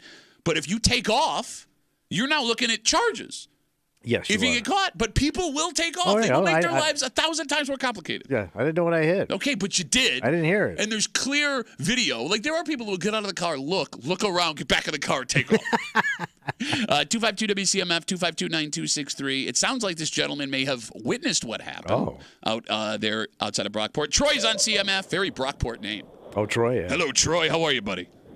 Good, Duff. How you doing? Good, man. What do you got for us? I'm the one that witnessed the accident yesterday. He went off the north side of the road. He wiped out 2 mailboxes, hit a culvert, went up in the air, and just about barrel rolled the truck. It was a male. Ooh. Yeah. Oh, yeah. I thought he took off running westbound. We thought he went into a house, but he must have gone out into the woods. If there's going to be somebody that reports this, it's got to be a guy like Troy. Yep, took off westbound into the woods. Like you would know the immediate direction and everything that he's going. Well, I'm sitting there watching him because I didn't know if there was anybody else in the vehicle or not. And I had my work truck, and my employer got called thinking that my work truck was involved in it. I'm like, no, it happened right in front of me, sir. All right, Troy, here's how much of a pansy I feel like right now, because you're describing this like I would hear it like if I was watching an episode of Cops. Yeah. If that accident... It was like an episode, let me tell you. I haven't seen a car go up in the air that high in my life. Troy, if there was an accident in my neighborhood... He went that way. Exactly. And they were going west or east. I don't know. I don't know which direction west or east is from my house. Oh, he was hurt. He was definitely hurt. So I was trying to keep an eye on him because I used to be an EMT. Okay. And also ran with the fire department out in the area. So all right, man. I was concerned about him, but I was concerned more about if there was anybody else in the vehicle, about how the vehicle almost barrel rolled and everything. Sure. Troy, the man who's lived 1,000 lives. Troy, thanks for the call, buddy. I really appreciate it. You got it. You guys have a good afternoon. There goes Troy. All business, Troy. That paints a way different picture now. Does it? Oh, yeah. How so? Well, no, he hit multiple mailboxes, according to Troy. Took out maybe a few. And the car went airborne. I would argue that proves my point more. What? Well, Why you were scared and took off? Exactly. No, Like but why were you going that fast I in mean, a but residential if neighborhood? know if it was I don't know residential, it could have been because there are a lot of those roads in Brockport where you don't realize that the speed limit's actually Right. pretty high. I mean, You I don't hauling know how ass trying to busy get this airborne. road is. Well, no, but like that road into Brockport Yeah. going through Sweden is 55. Yeah. Yeah, And all there's right. residential things. No, but what I'm saying is, like, yeah, you could be doing 55, glance at your phone, all of a sudden you look up, mailbox, Yeah. mailbox, That's true. airborne, and then I'm taking off running. You think it proves that there was something illegal. Well, you're banged up and you're still running, according to the report and this guy. Yeah. According to Troy. Troy. And why would Troy lie to us? Troy don't lie. He's all business, baby. Do you know which direction east is if you stood on your front step? I'd have to think about it for a minute. You're so dumb. took off westbound. Oh, he's so But I'd have to think for a second. I think I can get it right, but don't rush me. Wait, well, when the cops are right there, they're going to know before you Well, I do. got to use the sun. So, yes, I could. But I had to think for a minute. Kimmy, Yeah. if you were to back into a car and smash their light, nobody's around. Like in a parking lot or you back, something. back out, you hit, boom, nobody's around, nobody saw. Yeah. You staying and waiting for that person, or you taking off? Oh, I'd probably leave a note. My fear would be that, like, this is on camera, so they're going to find me anyways. And that's what's funny about this, right? Like, I mean, in today's world, Yeah. unless you're literally Yeah, out I in the can't middle think of of a nowhere. place. Yeah, unless you're, on the Down back here, road yeah, you're somewhere. screwed. But anytime, if I'm in any public parking lot, I'd assume somebody saw it. So, but it's so funny, right? Like, because I do agree with you that the majority of people would hit that light and take off, right? Those itty bitty things that happen will cause a pain in the ass, right? But it's not going to change your world. No. Running and getting caught afterwards Yeah. will change your world. Yeah, it's a game changer. But more people want you to imagine, or more people than you want to imagine will make the choice to bail. And it is amazing the power that embarrassment and panic and taking accountability can have in our brains. And the mental gymnastics, even like, good, regular, everyday people Yeah. will do to get to the decision in the moment that you think makes your life easier. Gonna haul ass. No, don't haul ass. because I actually had somebody leave a note on my car for somebody they saw hit my car. Like, they Oh. wanted to tell me that they saw somebody hit That's my a car. nice person. It was, but I they ain't didn't doing have that. any Oh, wait. information other than the make of the car. So there wasn't a whole lot I could do other than just, it was nice to know somebody hit my car. That's a nice person, not a narc. I mean, if for yourself, outside appearances, total narcola. But, No, not just a narc, a narcola. But personally, I mean, that's a nice thing that they did for Kimmy. Okay. I wouldn't do it.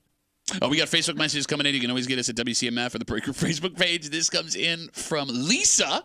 Lisa says, my cousin, when he was 22, flipped his car on Ridge Road, got out, and ran. Police found him eating lunch at Buckman's. That's a blast for the press. Yeah. He wasn't drunk. He didn't steal the car. It was his thing. He panicked and he ran. He said he had a head injury, but he never went to the hospital. So either it was embarrassment or he had a concussion and went and got a sandwich.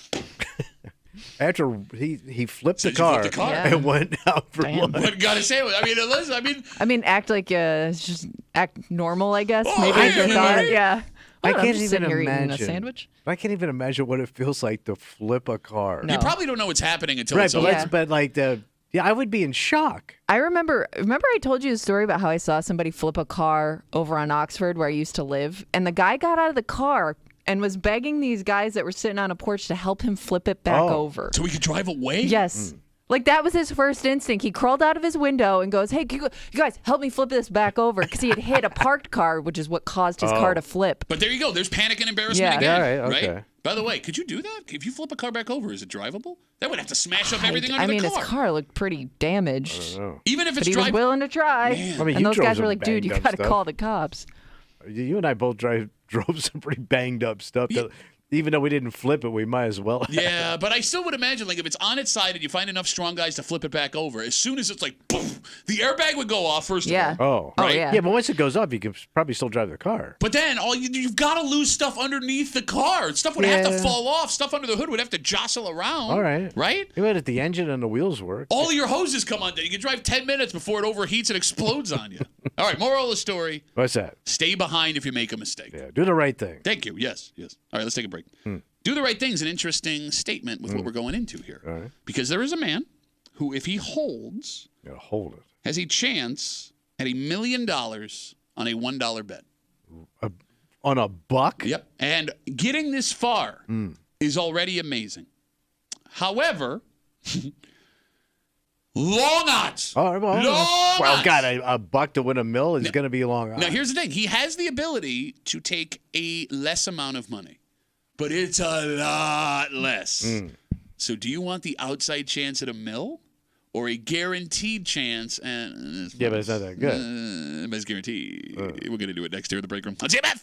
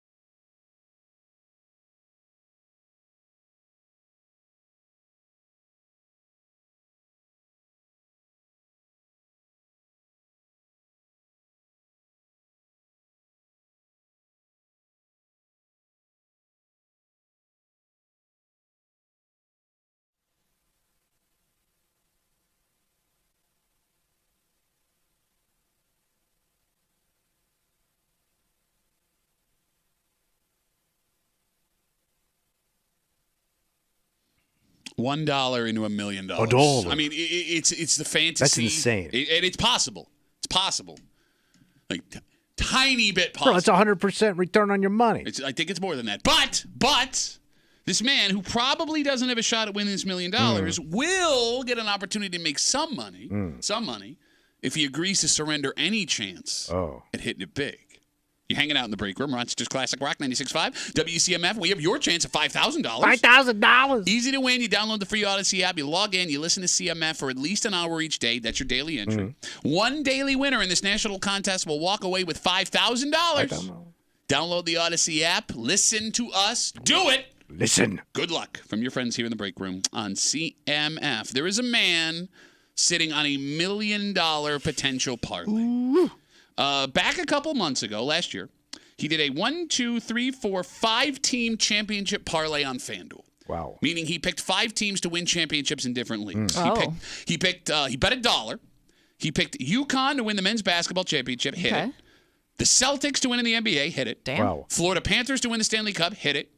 Dodgers to win the World Series, hit it. Oh, my God. And he is one team What is he away waiting on? from turning his $1 into $1 million. On football. Would you like to guess which NFL team he picked to win the Super Bowl? Well, the obvious. I'm guessing it's not the obvious. No.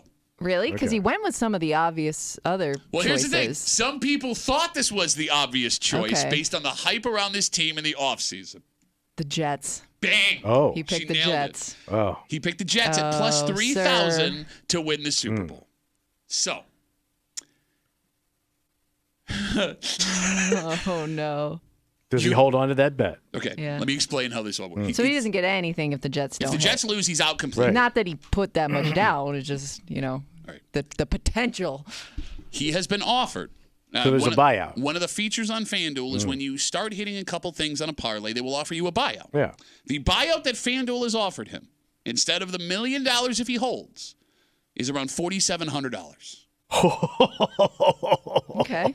All right, That's a steep drop. It is, but you only bet $1. so let's talk this out. The Jets look bad, and you know I think they're shot. Yeah.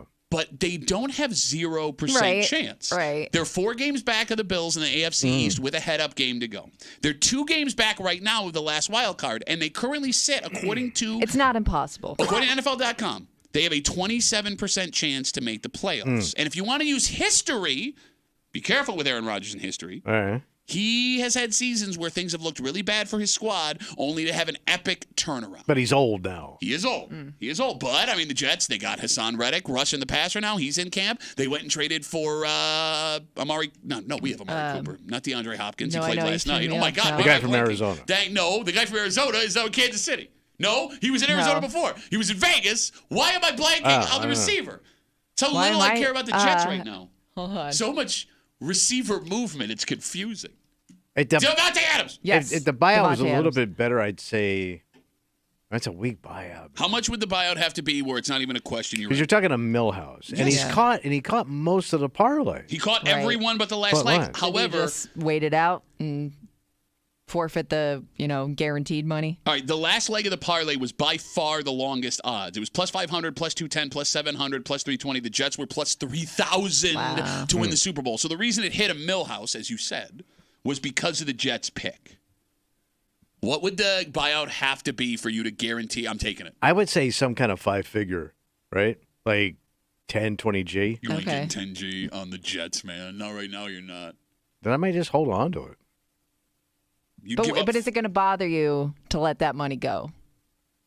To Watch the Jets lose, and then you knew you had the money, but You had $5,000. It's Yeah. going to bother you, but I would yours- let it. I think it's a weak buyout, happy with your decision. so I would just let's have some fun. I love how you're kind of. It's not my money. I love how you're kind of saying it. I mean, you're right. You're up You're right. 5,000% already. Right. But like you're saying it like it's a weak buyout. Like you're like negotiating with FanDuel. Yeah. Like, Yeah. let's see what else you got. Let me tell you what I got, Now it's not. Julie. It's not. Here's the other thing. What? As the season goes on, Yeah. if the Jets improve their playoff odds, the buyout could raise. The All right, that's closer the true. Jets get to Yeah, the we're only Super halfway through the season. right? Yes, the closer the Jets get to the Super Bowl, the higher the buyout goes. However, if every game the Jets lose, that buyout will most likely drop significantly. That's why I would Yeah. let it go. So you're going to let it roll. Yeah. Kimmy, you taking the 5G? I'm taking it. I'm taking the guaranteed money. It's so funny to watch you two. She's smart financially. I- You do She's what Kimmy smart. says. At this point, I feel like I've already won. Like I know you could potentially get $1 million, but the odds. It would bother me too much to watch it all go to crap and not get anything out of it. So what's the Jets' schedule like? Is it tough? Weak? I mean, in general. It looks like it's right in the middle. You do have the Bills again. Yeah. Right? I don't. Could you bring up the Jets' schedule? Mm-hmm. Again, like it matters. They lost to the Patriots, the one-win Ooh, that's Patriots right. at the time. Like, Yeah. But then they But they just won. They beat the Texans with no wide receivers on a short week on the road. All right. So they got the Cardinals this week. They're a better team than people think. No, they just beat Miami last week. They Well, won. no, I meant like really good cake, like like a thick, delicious cake. Colts, Seahawks, Dolphins, Oh, that Jags, sucks because they're all Rams. right in the middle. These are all middle yeah. teams. Like you can't make a decision. Like there's no way. You gotta Right, hold on. right. I'm saying stick. No, like all of those teams are so middle of the road Mm-hmm. that you're not going to win all of them. You're going to go 500. Best case scenario. But I'm saying all you got to, if you get into the playoffs, man, you're excited. Just the fact Oh, that yeah. you They got them got to a the chance. playoffs. Hold on. You're saying as the person that put the money down. As I'm the person with $1, and now I'm looking at that. I mean, that's what you gamble for. All right, 252 WCMF, The excitement. 263. Yeah, it would be exciting. It would also be devastating if you lost the 5G. Yeah. I love how you sit You here didn't like, lose anything, man. You lost so far $1. no, you had 5G. The 5G exists. It's right here. I can click it and take it. And I love how you're Taxes, sitting here like, taxes, and I throw it. what do you think the taxes on a mill house and would wouldn't be? you? I mean, Well, you I'll could. let you know. No, you won't because the Jets ain't winning the Super Bowl. And if you just see that as bonus money, we could take that and put it on more bets. Oh, You know? she's right. I mean, That's a gambler's mentality. Cash out, go back in. Now you're just chasing. You're chasing with. yeah, but you're playing with money you didn't have before. She's right, 252 WCMF. There was a man sitting on a parlay ticket. It was a 1, 2, 3, 4, 5-team championship parlay. UConn men's basketball hit. Boston Celtics NBA championship hit. Florida Panthers Stanley Cup champions hit. Dodgers won the World Series. His last team he needs a championship to hit $1 million on a $1 bet are the New York Jets. He has been offered a $4,700 cash out buyout. Do you keep it? Tommy says he's rolling the dice. Yeah. Here's the other problem with your theory. Let's say the Jets do the impossible, and with 27% odds to make the playoffs, they make the playoffs in their own. You still have to get through Oh, yeah, I know. Kansas City, But, man, now you're really getting excited because now you're way farther than you thought you were going to be at this point in the season. Kansas City, Buffalo, Baltimore, healthier Houston, potentially Cincinnati, right, who's always scary come playoff time. The Steelers look like they might be formidable right now. Like, it's impossible. It is freaking impossible. You take the 5G, even though I want to be on your side. What are you going to do with the 5G? And you're not going to get 5G. You're going to get $2,500. Okay, I still got $2,500 And you know off. who's going to take that? Your wife. She's going to buy window treatments and plates. Hey, way to go. What do you think she's going to do with $500,000? I don't know. Let's find out. More expensive windows and shinier plates. Beautiful plates. I do. Yeah, you know what? No, I switch back. I'm with Tommy. Let's roll it. Have some fun. Are you? Well, no, it's not no, because the second they lose a game and that buyout goes down to like Yeah. $300. Right. That's it. You want this guy to fail. That's why you're saying stick with the 2. I think it's way more interesting going my way. I mean, it's would- interesting I if you're mean, watching from the outside. Right. Yeah, right. Not if it's your But to watch money. those odds go down, it's gonna kill you. Can I ask you a question? Let's say this is you. Yeah. And you're going to confide in your wife. Yeah. What would your wife want you to do? Oh, she wants to buy out. She wants a $5,000. What would your husband want you to do? Oh, I think he's taken. I think he's a guy that will take the guaranteed money because again, I think he would use it to gamble more. Okay. My wife would want me to sit and try and play for the Really? million. Because she's cool. No, well, like my wife, she's brilliant. She is not a gambler. And it continually amazes me what risks she's willing to take with guaranteed money. Because I do FanDuel. And Yeah. or like, she wants to buy every 50-50 raffle ticket. She's convinced she's going to win, right? She'll do we watched our wives gamble at Kimmy's. They were all excited. We're going to do it. One betting chip, please. And they embarrass themselves on roulette. But she never wants to cash out. She Yeah. always wants to ride it out. And then when we lose, she goes, why didn't you tell me to cash out? Well, I always think about it this way. Like, if you're going to bet and you don't have a lot invested, go all in. Okay. Go max bet. Okay. Because if you'll really hit, like, constantly taking buyouts, it's not a lot of fun. It's not a lot of fun. There's not a lot of juice to it. You know what I mean? Okay, a lot of juice and 57. Well, I wonder, 47. do we know if he was offered a buyout before the season started? Well, no, because the Dodgers just won the World Series. Oh, true. Right? So it's when the Dodgers hit, when you're one away, I was just that's when the wondering if buyout's he's showing been up. watching the buyout go down. Like, every time I see those, like, billboards with people that have hit, Yeah. I never see, like, hey, he took the buyout of $4,700. Oh, yeah, because the billboard probably costs more than the buyout. Yes. All right, so good luck to this man. I kind of want. I got to pull for the guy. The Jets aren't winning the Super I know, Bowl. but I got to root for the dude. I'm not rooting for the Jets, but I have to feel for the Jets. In rooting for the dude, you're rooting for the Jets. I know, but it's more about the guy than Aaron weird ass Rodgers and his mushroom sauce. Whatever he does. Whatever he's taking. Him and Mama Celeste getting together. Let's take a break. But she's a stoner? No, she makes sauce. Look. This is a dream service. Oh. Legitimate dream service. We say service? Service. What if I told you you never have to spend a moment grocery shopping ever again? I know you hate it, but for everyone else listening. You love it. With your hectic schedule, if you got kids, if you work But then we already kind of have this? No, because we don't have it like this. Because even when Instacart, for example, shows up, you have to take the groceries inside. You have to put them away. That takes another 30 minutes. What are they doing? Cooking it for you? What if I told you could leave the house and come home to all of your groceries in the fridge and the pantry? Done. Brand new, done. But that means somebody's in your house. Yep, and it's a new service that has shown up here in Rochester by the biggest employer in the country. People are paying for this, and it sounds awesome if you trust these people. You'd have to. We'll get into it next here at the Break Room on 96.5 WCMF.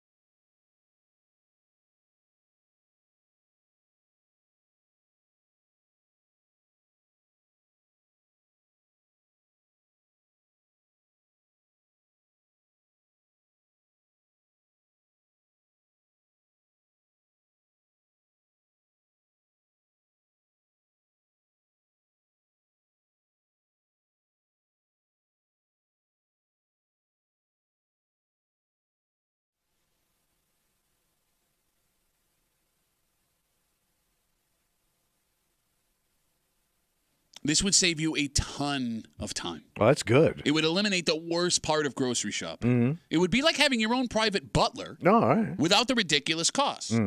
But in doing this, you'd have to put a ton of trust in a complete stranger. And a complete stranger you will never meet. Ooh. Ever. And someone who, after it was all said and done, even if they didn't do anything in your house, would have intimate knowledge of every nook and cranny of where you live. Yeah, and then I'm trying to think who this would benefit the most and would scare the most. Ooh. You're hanging out in the break room. Rochester's Classic Rock 96.5. WCMF. We will jump right into it. Walmart announced over the weekend that Walmart Plus in-home delivery service is coming to Rochester. So, Tommy, you've heard of other grocery delivery services? I thought Amazon was doing it. So right? Amazon has this. Instacart is one of them. Well, Walmart does it to the extreme because not only will they shop for you, and not only will they drive it to your house, Walmart Plus in-home delivery service brings the groceries in your house and puts them away. So they're all stored up. Yes. Okay. So Walmart hires these folks who do this as their employees, where like other places they're independent contractors. In fact, the announcement that this was coming bragged there are 44 new jobs thanks to Walmart coming to the area. And as part of this, the workers will, if you'd like, come inside, put the groceries in your fridge, in your pantry. They will do it when you are not there with a device that Walmart will install. Oh, how they get in and out? Yeah, there's three ways. The MyQ Smart Garage Control, the Level Smart Locks, which is something they can use, they're smart locks. Or a keypad you already have. So you can lock your house. Give them the codes and they come in. Exactly. These people can get access to your house. Now, it's an extra $40 on top of your Walmart Plus subscription you already have to have, but it would be a way to lighten your schedule if you're willing to trust it. See, I'm thinking of like you and your wife. This would be perfect. Bro, this is my because you don't have time. Yeah. No time at all. Like to do that and you come home, that would cut so much anxiety All right, out of your day. I know you love your, as you put it, marketing. You love to go to the grocery store. But I think the bigger question is, would you trust a complete stranger to come in your house and put your groceries somebody away? that you wouldn't see beforehand. You don't get to pick and choose who it is. Yep. I wouldn't be for me. No, you wouldn't do it. No. And it's the fear of the stranger? No. It's just, You love that Billy Joel album? Fear of the stranger. I don't know this song. It's the stranger, you idiot. Go on. Well, we all know how particular Tommy is about the way he puts things away in his house. That's one of them. Okay. And how Labels out. And how I pick my fruits and vegetables out. Okay. And so this would not be for me. It would drive me nuts if something's out of order, or I wouldn't have picked that particular piece of fruit. I forgot what a psycho you are. Phone number is 252-WCMF, 252-9263. Kimmy? Yeah. Would you feel comfortable with a stranger coming in your house when you're not there and putting groceries away? I don't think so. I don't think that's for me. What if they walked in and started straightening up? I think all it's these also snack bags all over the place. Oh, it's Kimmy Snack's house. Kimmy Snacks? Kimmy Snacks. K-Snacks? K-Snacks. No, I just like things in certain places, and it would just be weird having somebody enter your home. I just don't know how much of a liability that is. All right, so to that point, I mean, it sounds insane letting someone in your house like this. Like, how many people have you ever left alone in your home when you were nowhere to be found? Like, would you feel comfortable with a plumber, HVAC person, cable, satellite guy letting themselves in and going to work? I do. Wait, really? Yeah, my wife is not so much, but like... When you're not there. Yeah, that's what I'm saying. Like, because I always say, like, we're not going to be home. I go, well, I'll just leave the door open for them. Oh, so it's not even like you have a way to like let them in or hide a key. You just leave the door open. But we've used these people multiple times. We know them. So it's like, You think you know them. Why would they risk their business to steal what? Okay, valid point. But that's if you're using the person that owns the business. If you're using an employee of the person that owns the business. I trust those people. They vet these people. They're all licensed and secure. You don't trust anybody. You don't trust anybody about anything. But if it's getting something done I want done, I can look the other way. Okay, so then if it weren't for the labels and the fruits, you'd be okay with Walmart Plus in-home delivery. That's what I'm saying. That's what somebody in my house does not bother me. If you own a house, you constantly have issues where you don't know these people. You have to have a level of trust just to get your house fixed. I have never let anyone, I'm thinking now, that I don't know, do work inside my house while I wasn't there. It's never happened. Well, you got kids, which is a little different. Even with the kids gone. Why? Well, why would what you? raggedy ass thing? I mean, I know you. Oh, I'm sorry. What? You started saying something and you stopped. What You realized raggedy what you were ass saying. thing back in the day were they stealing from? Oh, back in the day? No, let me just, I got to text my wife real quick. Hold on one second. What are they going to Hey, your Jordan shoes? Hey, Nana. Tommy says we live in a raggedy No, ass that's place. not what I'm that's saying. What you just Back said. in What the raggedy day, ass thing? you was I'm raggedy. talking now, baby. I'm talking now. Yeah, back in the day, I don't care. There was a hole. If they wanted to get into the house, they could have got it through the hole in my parents' roof, right? Rappel like it's Mission Impossible. No, I don't worry about people coming into the house, and I'm very comfortable. Like if I need something done and I'm not there, please come in and take care of it. Kimmy, do you let repairmen, HVAC, I all don't that think stuff? I've ever been in a situation, I guess, where I'm just like, yeah, I'll leave the door open for you. And it would have to be somebody that maybe I feel more comfortable if this is somebody that's, worked on my home before. Yeah. I feel like maybe I know them a little bit better than just a complete stranger. Look at the cable guy. You don't trust the cable guy? No, because it's always a different cable guy. Yeah. No, but you trust the cable company. They're reliable. I don't trust They're them. always I there just for think, you. like, if something... In any weather. They live in your town. They go to the same schools That as you. commercial makes me laugh so hard. Highly produced. Dallas, L.A., local crappy produced commercial. Highly produced. Think of how paranoid you're going to be, even if everything goes well, right? Yeah. Like they just come and do the job and leave. You're going to be so paranoid if something goes missing or something's out of place. You're going to look for stuff that maybe isn't there just because you know somebody's been in your home by themselves. All right, look, I'm with Kimmy 100%. And I guess we can figure it out this way. Because I know there are a lot of plumbers, HVAC folks, right? Like just repair guys. Tradesmen and women that listen to the show. 252-WCMF, 252-9263. What percentage of your clients allow you in their home when they're not there? What percentage of your clients would say, hey, I'm just walking in? And I would think as a business owner, I wouldn't want to do that because now my liability is through the roof. They have no choice. So let's say you're a guy that does remodeling homes. Those projects take all day. You're not going to be sitting there all day with them while they're ripping apart your kitchen or doing your garage or whatever. You're in and out. So the guy that did our thing, we used him twice. His name's Gaetano. Oh, yeah. Excuse me one sec. Hold on. I would trust that guy. I would let that guy do surgery on me, man. He's phenomenal. And I used to just leave the door open for him. I go, he's coming in at 9. I'll be home 10:02.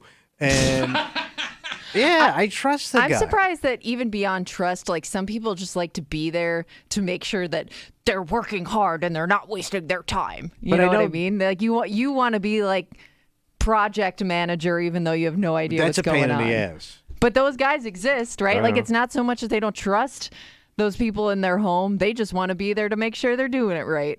252-WCMF, 252-9263. I see you guys trying to get in. We're talking about Walmart Plus home delivery. It's coming to Rochester. It's in-home delivery.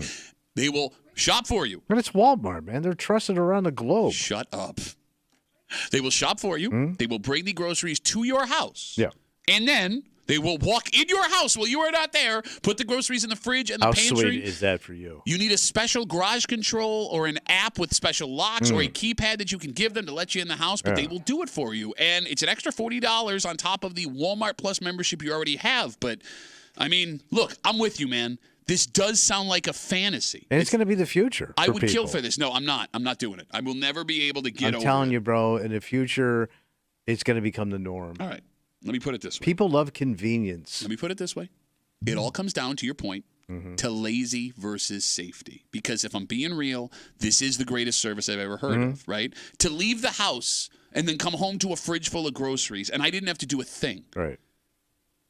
I mean, like, this service, no joke, between the actual shopping, driving, unloading, putting away, could save you 3 hours for every grocery Especially store when the trip you weather's make. crappy out and you don't want to be schlepping groceries through the snow and doing all that crap. But I cannot allow a stranger in my home that I will never have a relationship with while I'm not there. So you wouldn't let a cleaning lady come in your house? Like you're not home. Like a lot of people have cleaning services, like right? a But they're never regular home. weekly thing. And these people come into your house and they clean the whole house. Yeah. You're not home. And you come home to a sparkling clean house, beds made, dirty travel off the floor. Nice. You know that I read the police blotter every day. Yeah. Okay. Do you know how many of those stories I see on a weekly basis? When they steal them, man, you Rolexes, stank-ass earrings. Rolex. Well, no, you mean I'm saying what I was saying from the stories. Like they steal the most expensive stuff because that's what they do. Okay. Not all of them. I'm just saying I've seen enough of these But stories. if you're a regular person and you need this service, They're not taking anything of value out of your How many house. regular people can afford a cleaning lady? A lot of people have cleaning ladies that ain't millionaires. Oh, I'm sorry. Here comes Mr. Pittsford, who thinks everyone has a cleaning lady. Not everybody. Probably 70%, but not everybody. 70? You think 70%? 70%. 70%. 252-WCMF, 252-9263. You know, we had asked, folks that work in the trades, that are doing work in people's homes, how many people let you in without them being there? Let's talk to Pete. Hey, Petey, how are you, buddy?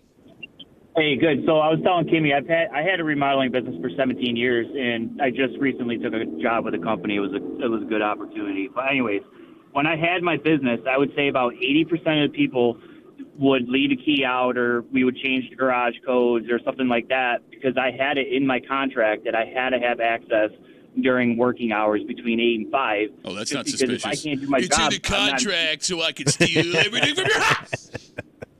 Well, if I can't get in the house, how am I going to make money? How am I going to get your job done? Okay, no, look. I understand, Pete. And Pete, you sound like a stand-up guy based on every interaction we've ever had with you. I'm going to ask you one question. One question. Yeah. And remember, we're an honest show. Never in the history of being in someone else's house did you see something just sitting out and you didn't look at it and go, I just put that in my pocket right now. Well, yeah, but the thing is that was a word-of-mouth company, and that's where all my referrals were coming from. Okay, and I never advertised for 17 years. And I understand. I mean, that makes perfect sense. But the fact that everybody has been tempted at some point, I don't know where that person's temptation line is, and that's what makes me nervous. But the thing is, you're tempted when you walk into any store.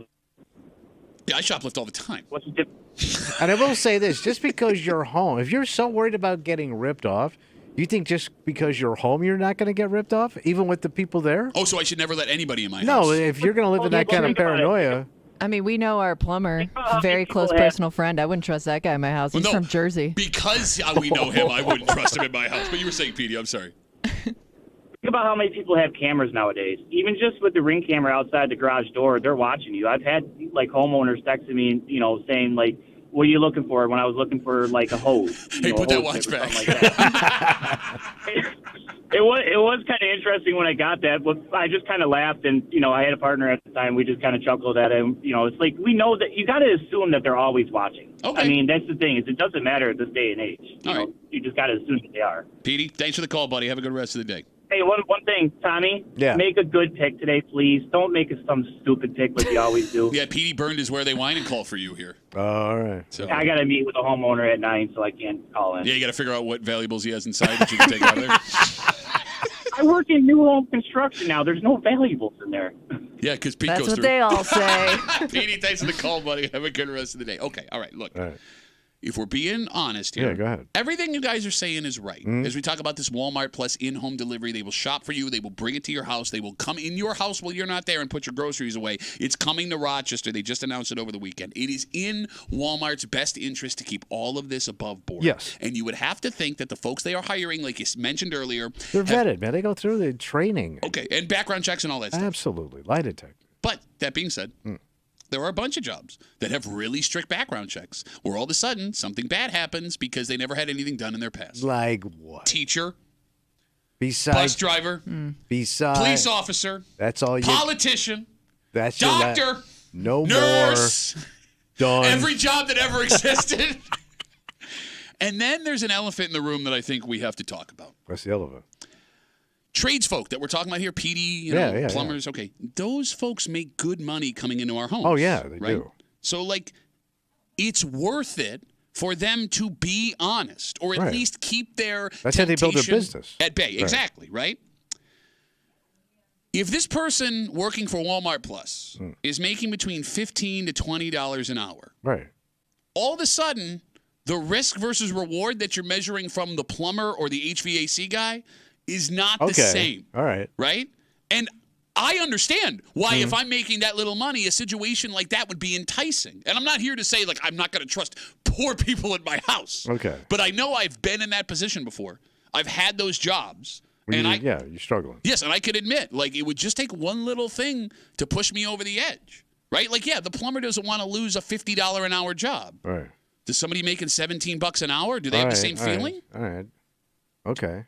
252 WCMF, we were asking again, tradespeople, if people allow you in the home. Let's talk to Keith. Hey, Keith, how are you, buddy? Doing well, Pat. How are you guys doing? Great now that you're here, buddy. What do you got for us? All right. From a economist standpoint, I do most of my work unattended. People don't have any problem, and they often don't want to be around.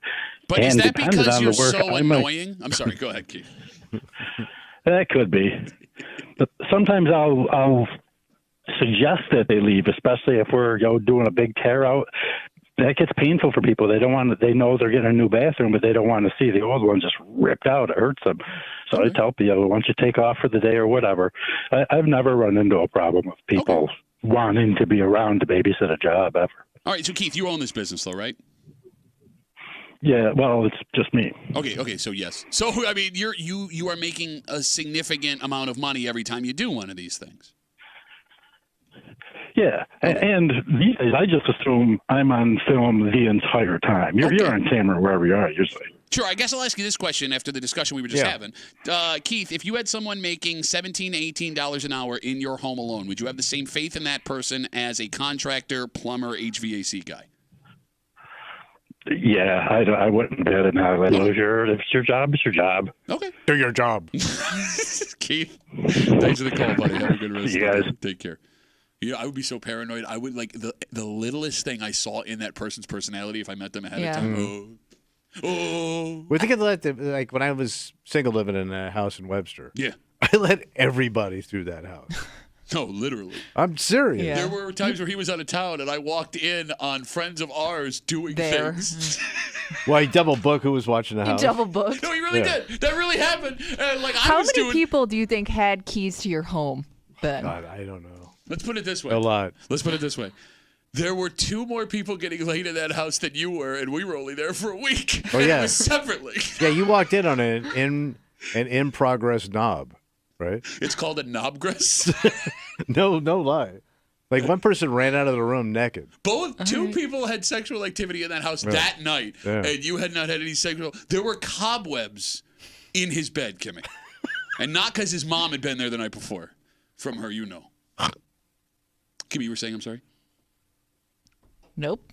Nothing to go. Done? Okay. I don't have anything to say after that. All right, let's take a break. It is election day, right? The polls are open until we figured out 9 o'clock tonight, Kimmy. Was that the word? Yep, it says 6 to 9, yeah. All right, so 9 o'clock tonight, get out, do your part, Tommy, because your vote is important. Every vote matters, not only because folks fought and clawed and were persecuted, died for your right to do sacrifice. this, but because there are elections we've seen, presidential elections, that come down to 50 to 100 votes. Yeah.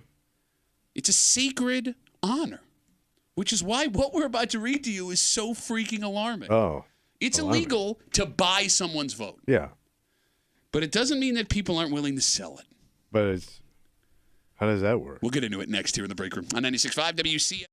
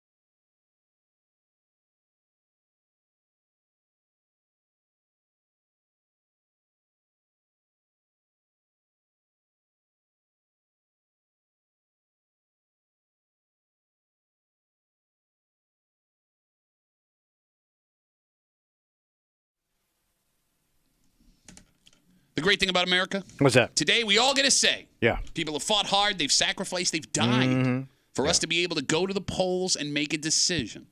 That vote, Tommy, is sacred. And it's something that no one in America should ever take for granted. Yeah. Which is why we're about to tell you may get very depressing. What happened? Well, some folks look at their vote as an American birthright. Some folks look at it as a culmination of earning citizenship, a representation that they are a member of a greater nation.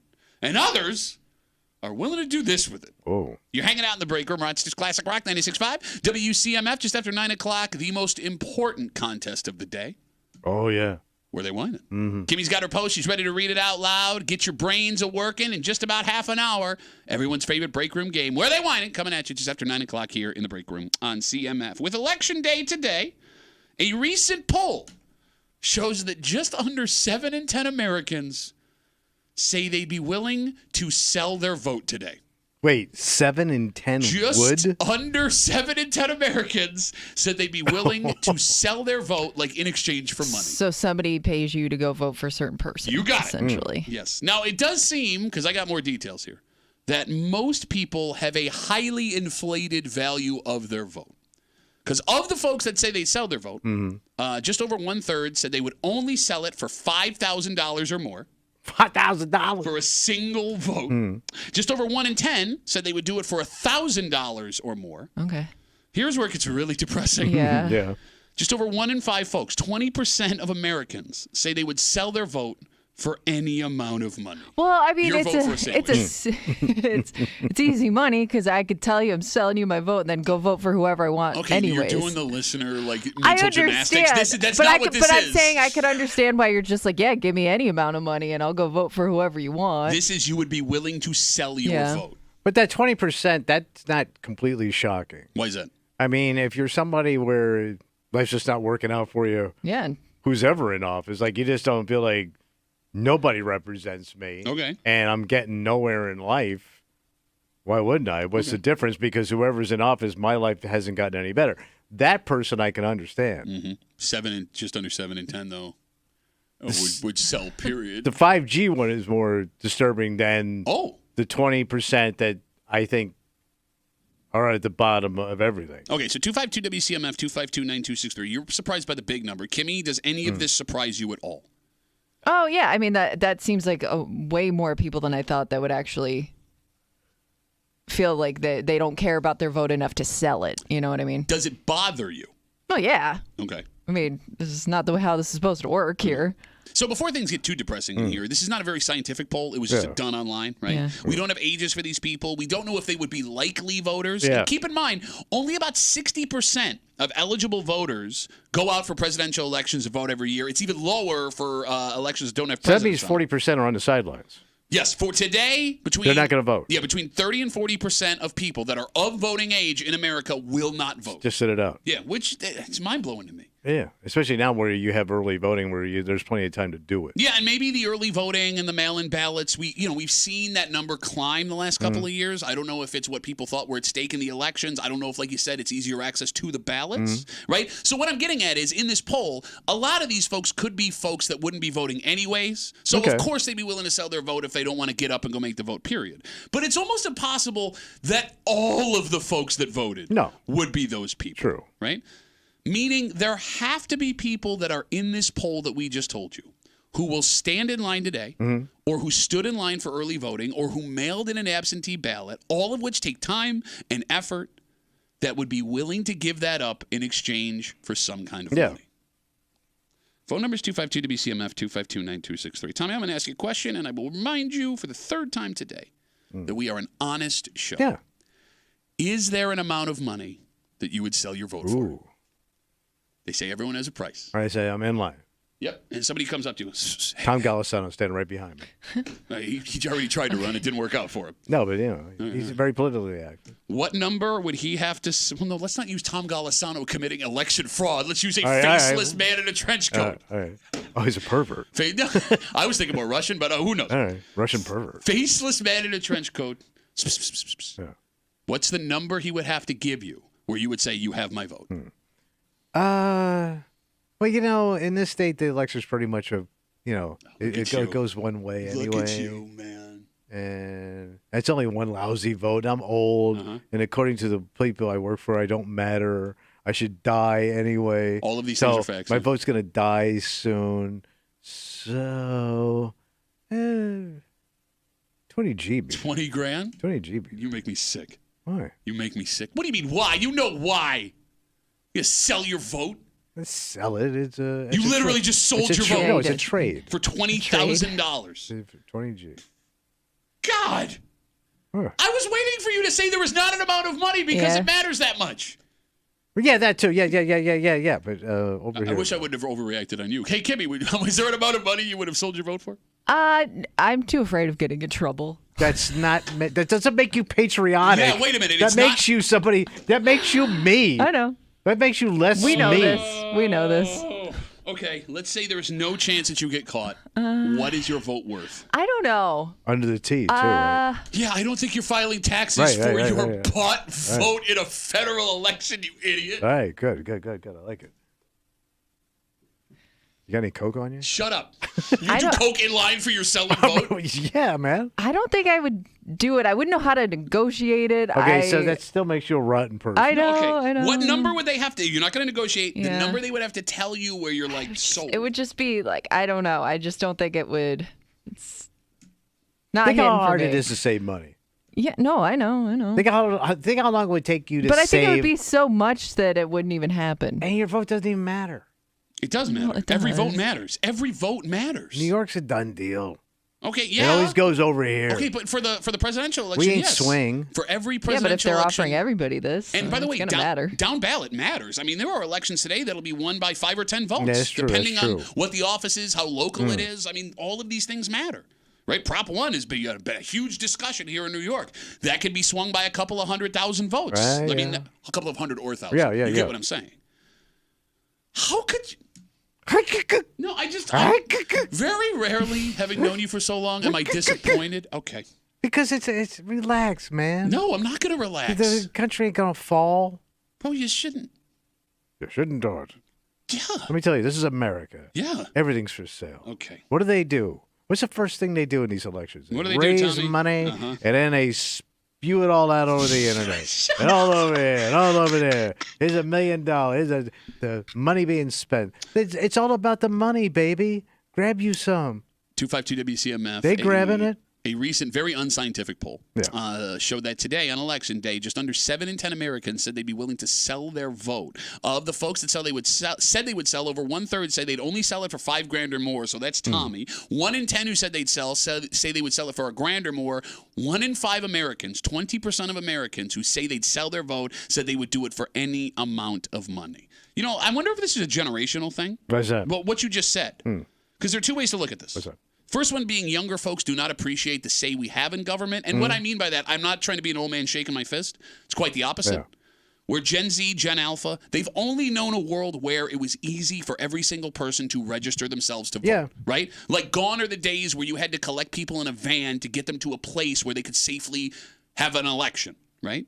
It may not mean as much to them.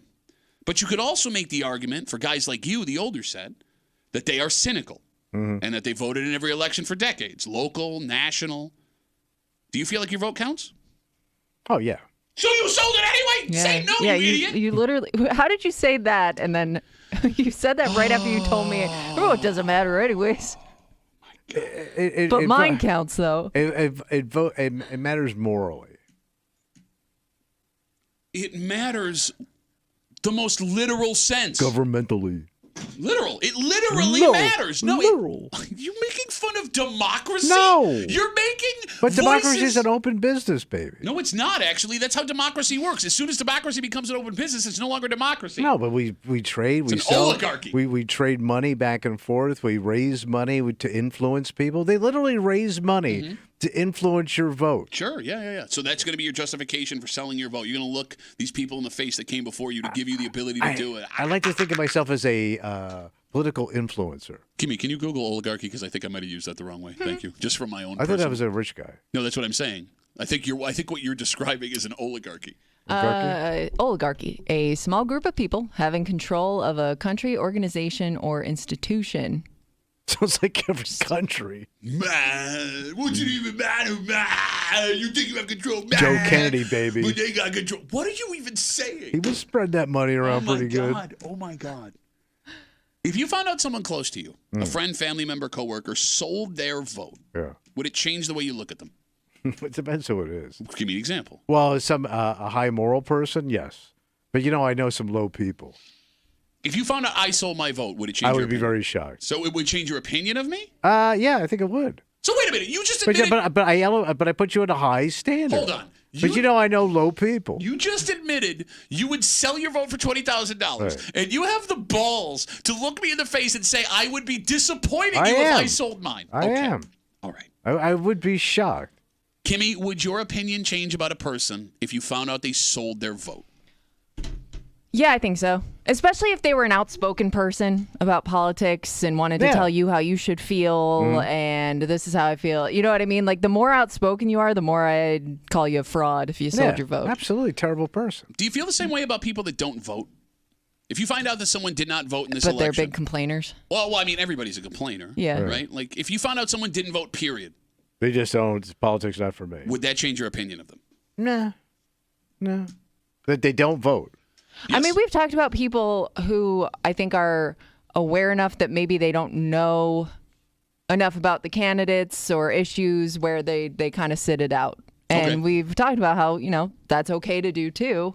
So I guess if you're somebody that kind of sits in a place where you feel like maybe I don't know enough to vote, all right, to that point, I'll give you a pass. Or you feel like you're not represented by anybody. Like, I don't hear anybody saying anything I want. But I mean, it is an interesting, because now we could have a debate on this for the next 2 hours if we wanted to. Because look, you're right. Part of having the right to vote is choosing not to vote. Right. I mean, that is part of this, right? But I do find it a little hypocritical. What's that? That if folks say, well, there's nobody that represents me, that's why I'm not going to vote. Well, that's not going to change if you don't vote. But I'm not hearing anything from either of these candidates that's working for me. No, I understand. I mean, that's great to say if you're doing okay. But if you're not doing okay, Sure, and it's never getting okay, I can see that person going, what's in this for me? But again, if we talk down ballot, there is stuff in it for you, right? Like the important elections, the ones that will affect you in most elections the most are the ones that are super local, right? So I always look at that as kind of a cop-out. Like, nothing represents me. I understand where you're coming from. I don't think you're looking at it hard enough. Okay, but that's their right. No, you're right. I agree with you. However, all right, so let's go to this debate then. If someone hasn't been following the political races they'll be voting for, should they vote? But they're not following it? I mean, they're not following the political races. Should they vote because it is their right as an American to go do it? Is that the right thing to do? So they have really no knowledge of what they're doing. Right. I mean, yeah. So they should go vote. Kimmy, thoughts? If they don't have any knowledge of They what got they're no doing. knowledge. Maybe they've been paying attention like the rest of everyone has on average at the presidential election, everything I underneath mean, it. it's your right to vote. I mean, like, you can that's go most vote. people. No, I understand. I'm saying should they?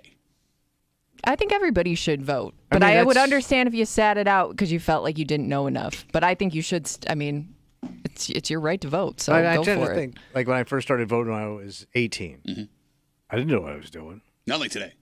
Yeah, I'm locked in, baby. Sure. Locked in. But I just did what I thought I was supposed to do. Okay. Which wasn't even my real opinion, probably, because I didn't even really have one. Sure. But my parents were so patriotic, you got to go vote. Well, they both serve their country. Right. So I went and basically voted how they voted. Okay. But that doesn't mean that's how I even felt. I understand. So should I have voted or should I stayed home? I'm asking. What do you think?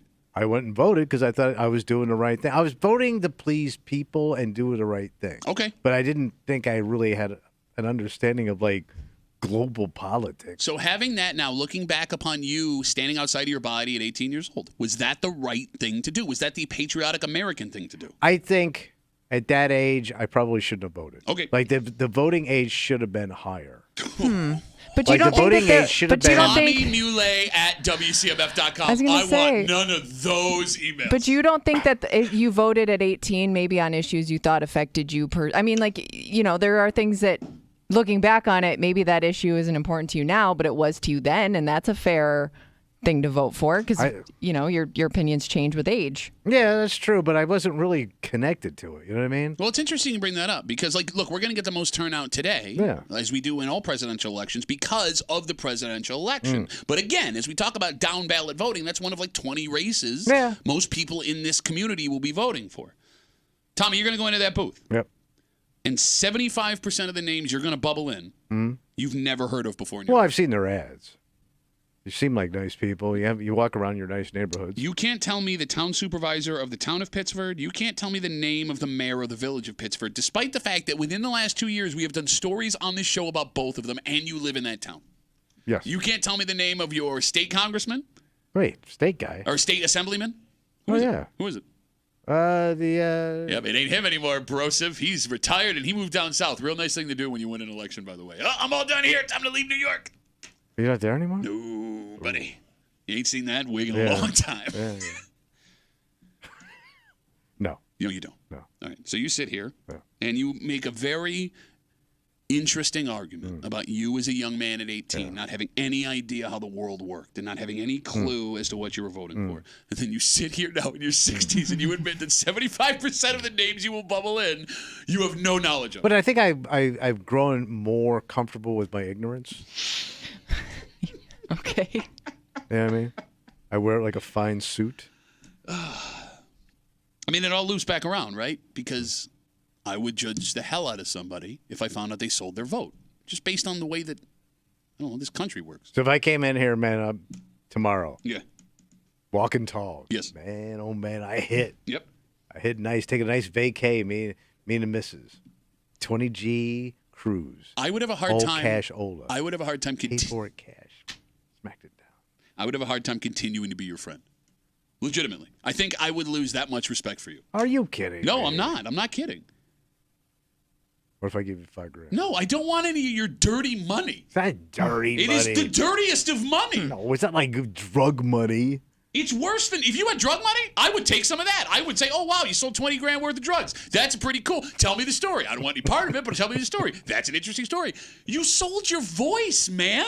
That would not break up a friendship. I would have a hard time continuing to be friends with you. I'm a better friend. No, you're not. I am. I accept all people, whether they are dirty or clean. Isn't that what the Statute of Liberty says? Give me your poor, you're dirty, you're scummy. You're not any of that. You got $20,000. Y'all hang out. By the way, you're give the me most... it even says, give me your scummy buddy's money. You're the most judgmental person I know. All right, let's take a break. Don't sell your vote. It's not only illegal. Hey, come on. Not only is it illegal. That's right. Don't do it. Use your voice. Polls are open until 9 o'clock. Get out there and vote, unless you have made the choice not to, which I guess in America is also your choice. The NFL very rarely makes mistakes. But they do. They made a massive mistake. Wait, they today. make a lot of mistakes. Well, I'm saying a mistake that hurts them in the how do I look at it? Pocketbook? No, this won't hurt them in the pocketbook. But it is okay. Let me put it this way: rarely is the NFL dwarfed by something else that is happening in the world. But they have made a mistake. Oh, that's happening today because this is one of the most anticipated days of the NFL schedule. And because it's election day, you haven't heard a word about it. Oh. We'll get into it next here in the break room on 96.5 WCMF.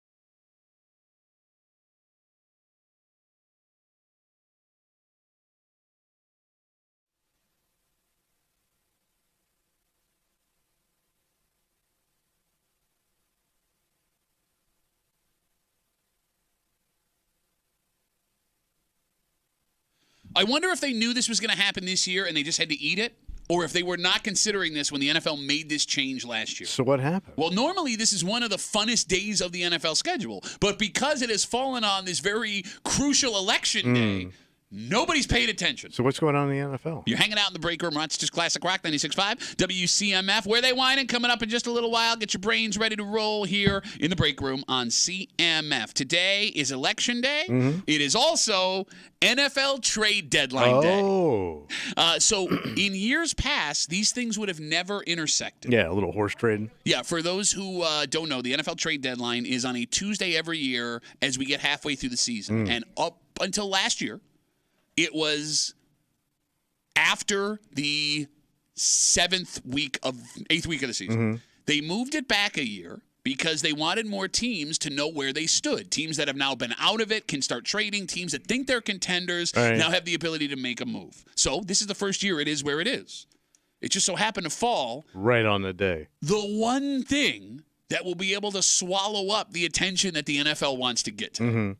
Yeah. Can you think of another thing that could happen in the world short of a would be a catastrophe? Yes, declaration of war or a horrible terrorist event that would swallow up news from the NFL? It would have to be a super famous person's death. That ain't even going to do it. No, I don't think so.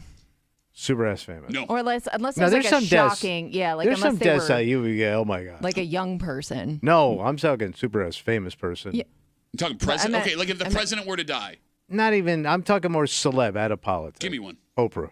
No, I don't think that. Oprah. That'd be a big deal. Oprah drops dead. I'm not trying to besmirch Oprah. No, but the world stops. The world stops. I don't think the world stops if Paul Oprah. McCartney. No, he's gonna die any minute. I think you got to go younger for it to be a bigger deal. So give me a younger big deal. Oh, Taylor Swift. Okay, I don't think if Taylor Swift dies. Are you kidding me, man? Half of this hold on. country, every little girls everywhere would be dressed in black. What you would? Okay, here's what you're not It would considering. affect every household with kids. Here is what you're not considering. And again, we're not wishing death on these people. This is What if Grand Funk cancels their summer tour? Kimmy doesn't even know who that is. We play Yes, I Grand do. Funk. Name one Grand Funk song. American band. We're an American band. He doesn't American even band. Ah! American band. I don't know. On the most patriotic day of the year, she doesn't even know American band. No, Do look. too. Here's what you're not considering. What? All right.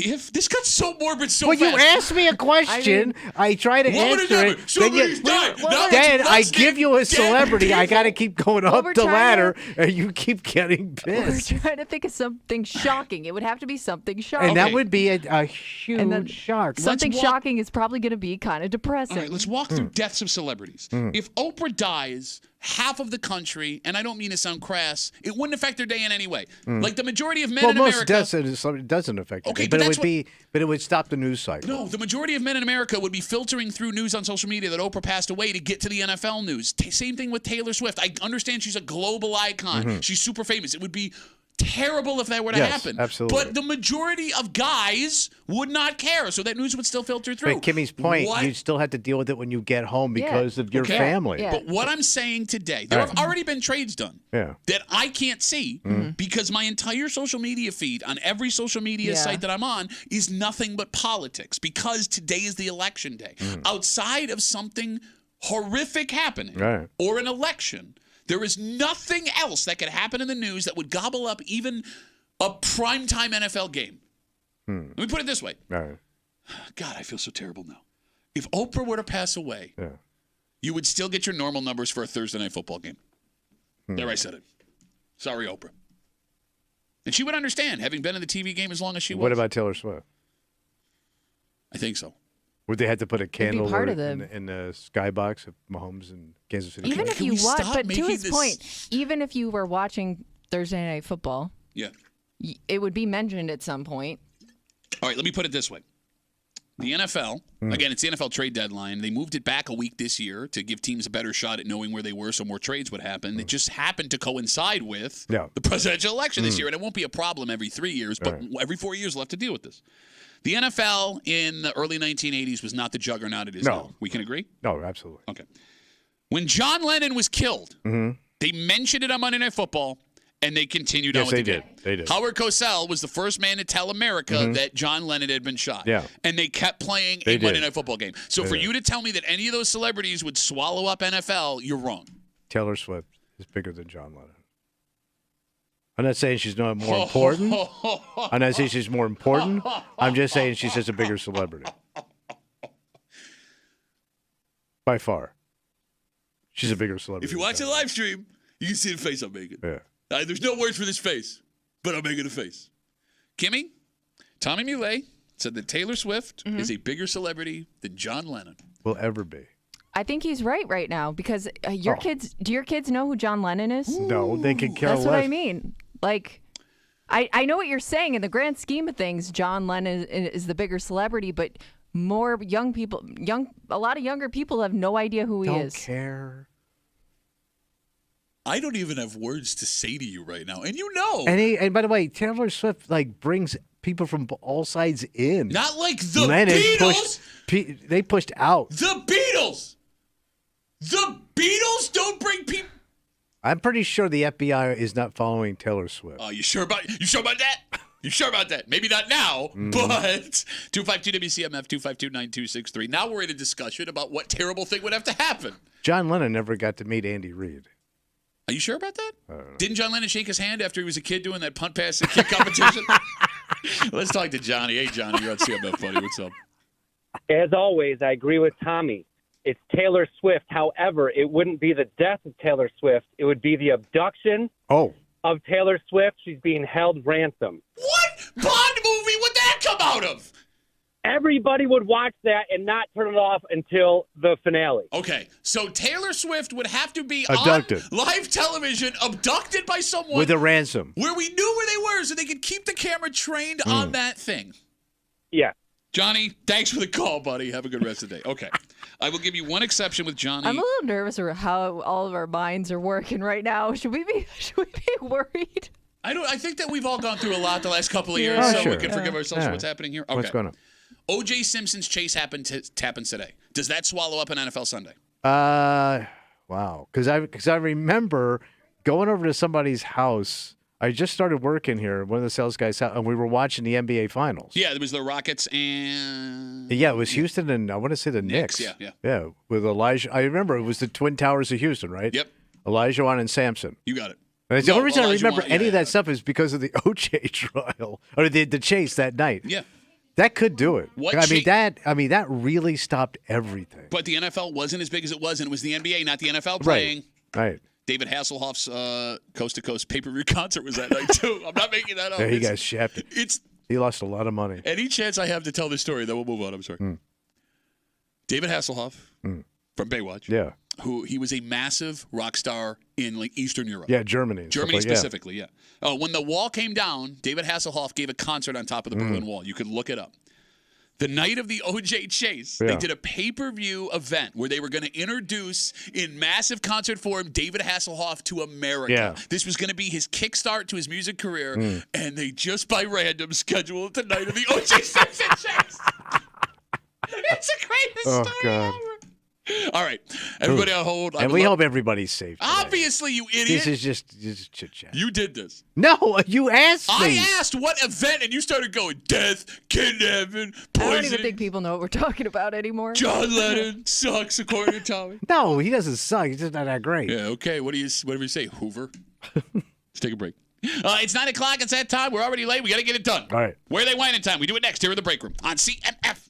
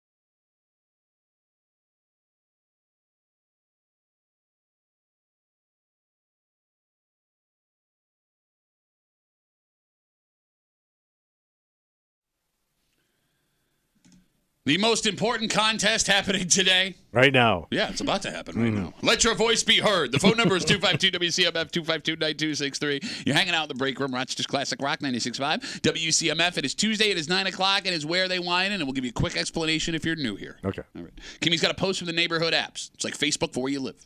She's going to remove street names and town references, and she's going to read it out loud. That post came from somewhere in the greater Rochester area. And because, Tommy, we know every stereotype about every town, village, neighborhood. Sure.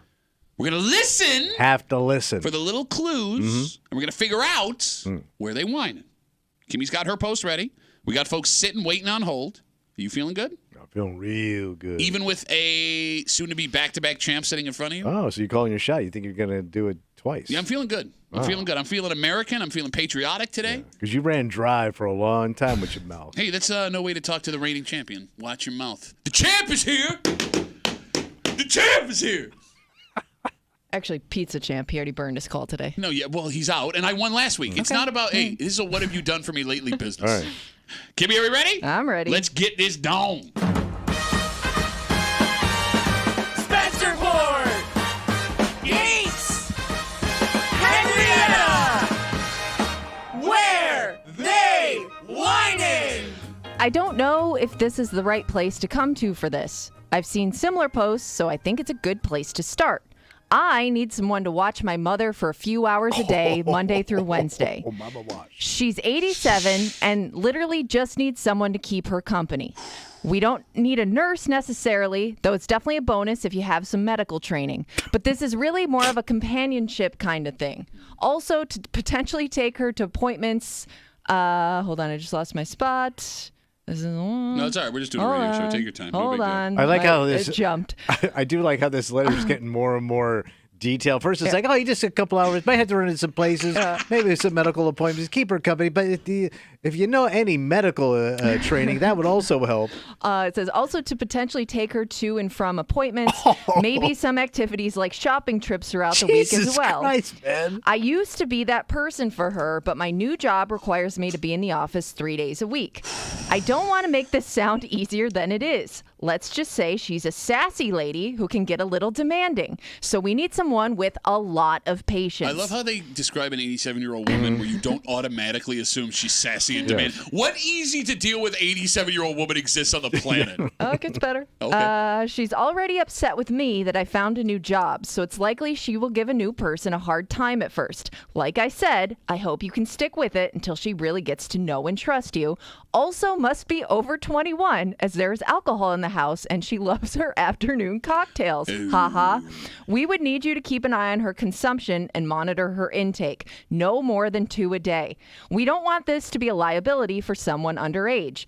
If interested, please let me know and we can discuss an hourly wage. Could be a great part-time job for you college kids out there.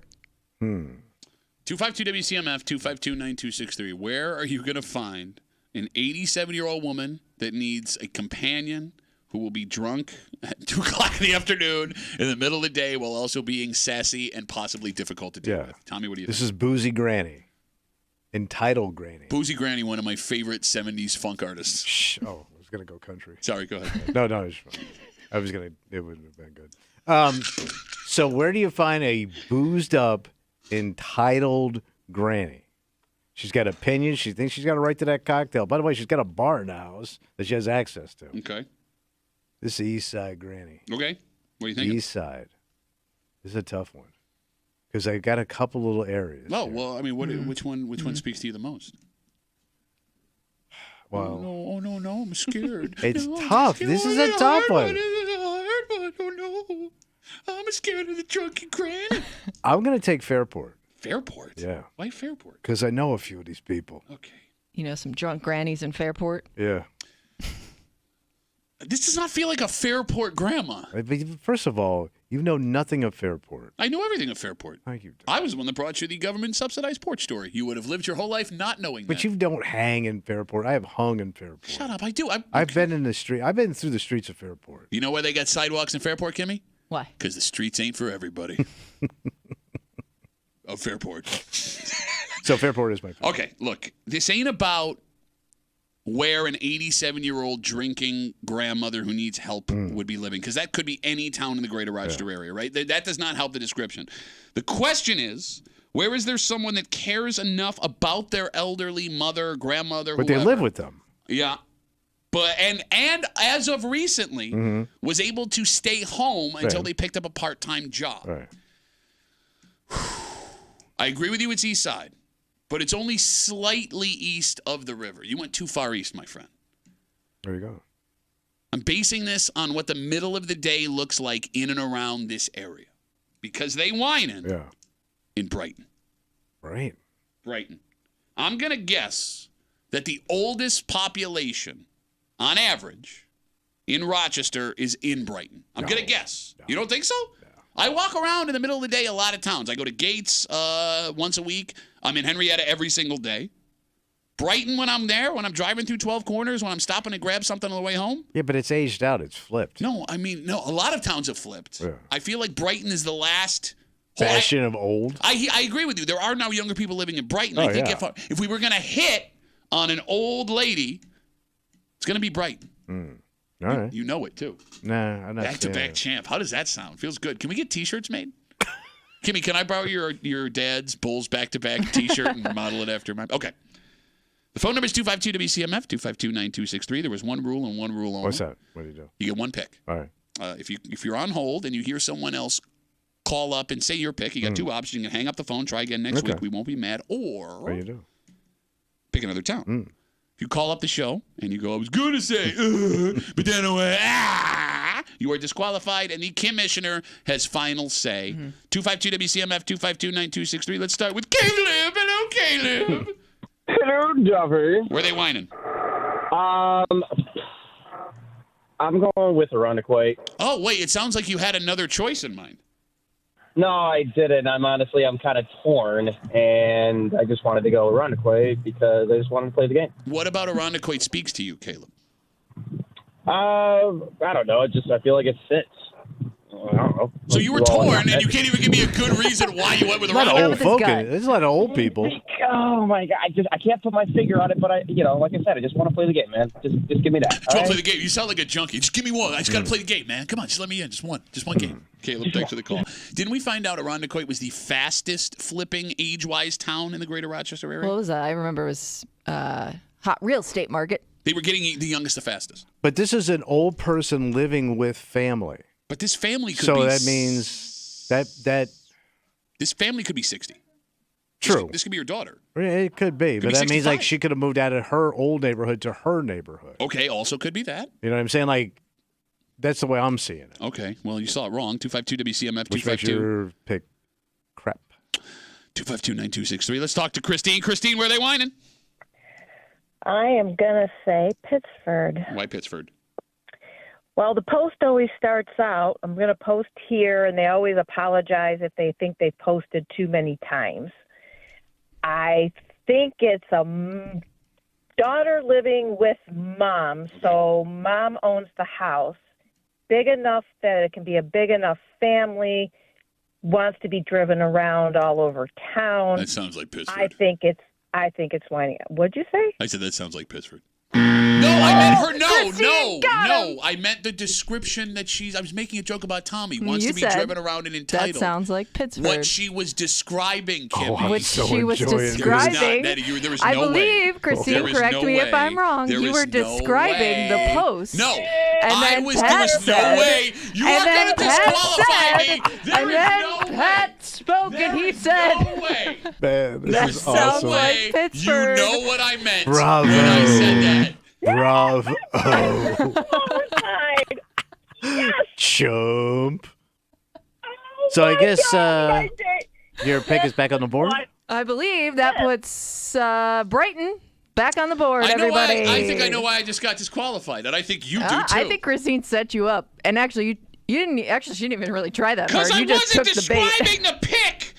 I was describing. Well, I guess the commissioner has the final say. And she already buzzed your ass twice. Pat, this is what happens when you always tell me, and even after I hang up, I hate her. I do hate you. I hate you more than anything in the world. Nobody likes you. Nobody likes you. Please lose our phone number. Thank you for the call, Christine. I really appreciate it. That was... Brighton's back up there, everybody. I'm so furious I'm calm. That sounds like Pittsburgh. I am so furious I'm calm. On today, a day of freedom and choice. Yeah. I open my mouth. You choose to lose. Way. 252 WCMF. 252-9263. Let's talk to Cody. He's on CMF. Hey, Cody. How are you, buddy? I'm great. How are you, Duffy? Shut up, Cody. Where they whining? Going down in flames. They whining in Brockport. Oh, they whining in Brockport, Cody? Is that what they're doing? Oh, yes, they're whining in Brockport. Why is that? Because she just got a new office job, but the office job has to be just far enough away that, like, during a lunch break or something, she couldn't go back home to check on Mom. So she's got to be commuting probably into the city. I'm so bored with Cody right now. I'm so bored with Cody talking. He's giving No, I get it. reasons. He sucks. I hate Cody. And she's also mentioned at the very end, which I think everybody's missed at this point, this might be a great job for you college kids. Oh. Well, what semi-rural but close enough to the city town has a college near the city? No, I hear you. You know, 2 + 2 = 4. Doing a lot of jump throughs because, like, I love guys like this who think they're smart. No, and but then that they college overthink. connection is pretty good. Yeah, if only there were other places that had colleges in the greater Rochester area. But a lot of those colleges have rich kids that don't need to take on side action. That's not true. Every college has busted kids in it. I don't see them around my college. Literally every single one. Thank you, Cody. Bro, Even though you still that suck, college thanks for I the live call, next buddy. to is rich. Yeah, they still got po-ass kids. I ain't seen them. You watching a lot of college kids, are you, creep-ass I bitch? walk around there every day talking to the young people. 252 WCMF, 252-9263. Let's talk to Marty. Marty, where they whining, bud? My gut is telling me Greece, and every time I go with my gut, it always gets picked. So I'm going to go Greece. Okay, why Greece? Just the gut or anything else? Just the gut. He gut up. Gutting it up? Gutting it up. Gutting it up. Guts up, baby. All right, but I mean, I guess that would work, right? You do have an older population. It's the biggest suburb. It's also a place where maybe you can't afford like daily care, right? Because that's the other And fly it's in the ointment here. You can live way out there in Greece. No, you could. No, what I'm getting at is like if you can afford like a home, and I don't mean to sound that so harsh, right? To But put like, your mother in a home. yeah, a place where she would have friends and stuff like that. You may opt to do that instead. This sounds like someone that's like right on the verge of I can afford a little help, but I can't afford full-time help. Okay. All right, Marty, I don't hate that one, buddy. Thanks for the call. I really appreciate it. 252 WCMF. Kimmy ruined the game today. Man, somebody hasn't jumped on your pick yet. And you should, because that's why she disqualified me. I'm calling it right now. Kimmy This disqualified doesn't me. count, by the I way. am calling it right now. Kimmy, You can say whatever you Kimmy want. incorrectly disqualified me because it is Brighton, and she didn't want me winning back-to-back weeks. I would bet my house doubling on down it. right I now. would bet my house on it. You heard me right now. 252 WCMF. Kimmy, before we go back to the phones, I'm sorry. Yes. Can we get a reread Oh, to we the sure folks can. that are just joining us? I don't know if this is the right place to come to for this. I've seen similar posts, so I think it's a good place to start. I need someone to watch my mother for a few hours a day, Monday through Wednesday. She's 87 and literally just needs someone to keep her company. We don't necessarily need a nurse, though it's definitely a bonus if you have some medical training. But really, this is more of a companionship kind of thing. Also, to potentially take her to and from appointments. Maybe some activities like shopping trips throughout the week as well. I used to be that person for her, but my new job requires me to be in the office 3 days a week. I don't want to make this sound easier than it is. Let's just say she's a sassy lady who can get a little demanding. Yeah, I know one of those. So we need someone with a lot of patience. She's already upset with me that I found a new job, so it's likely she will give a new person a hard time at first. Like I said, I hope you can stick with it until she really gets to know and trust you. Also must be over 21 as there is alcohol in the house and she loves her afternoon cocktails. Haha. We would need you to keep an eye on her consumption and monitor her intake no more than 2 a day. We don't want this to be a liability for someone underage. If interested, please let me know and we can discuss an hourly wage. Could be a great part-time job for you college kids out there. 252 WCMF, 252-9263. Tommy's in Fairport. I picked Brighton, and Kimmy incorrectly disqualified me, and I know why. And I just mentioned it. Right. So Brighton is on the board if anyone would like a free win today because somebody is stacking decks because you can't have a back-to-back winner. Caleb's in Irondequoit. Christine is in Pittsford. Cody is in Brockport. Marty's in Greece. We were bunching, but Cody and Marty brought us back over to the west side. We spreading. 252 WCMF. Let's talk to a Lady Ryan. Oh, a Lady Ryan. Lady Ryan, where are they whining?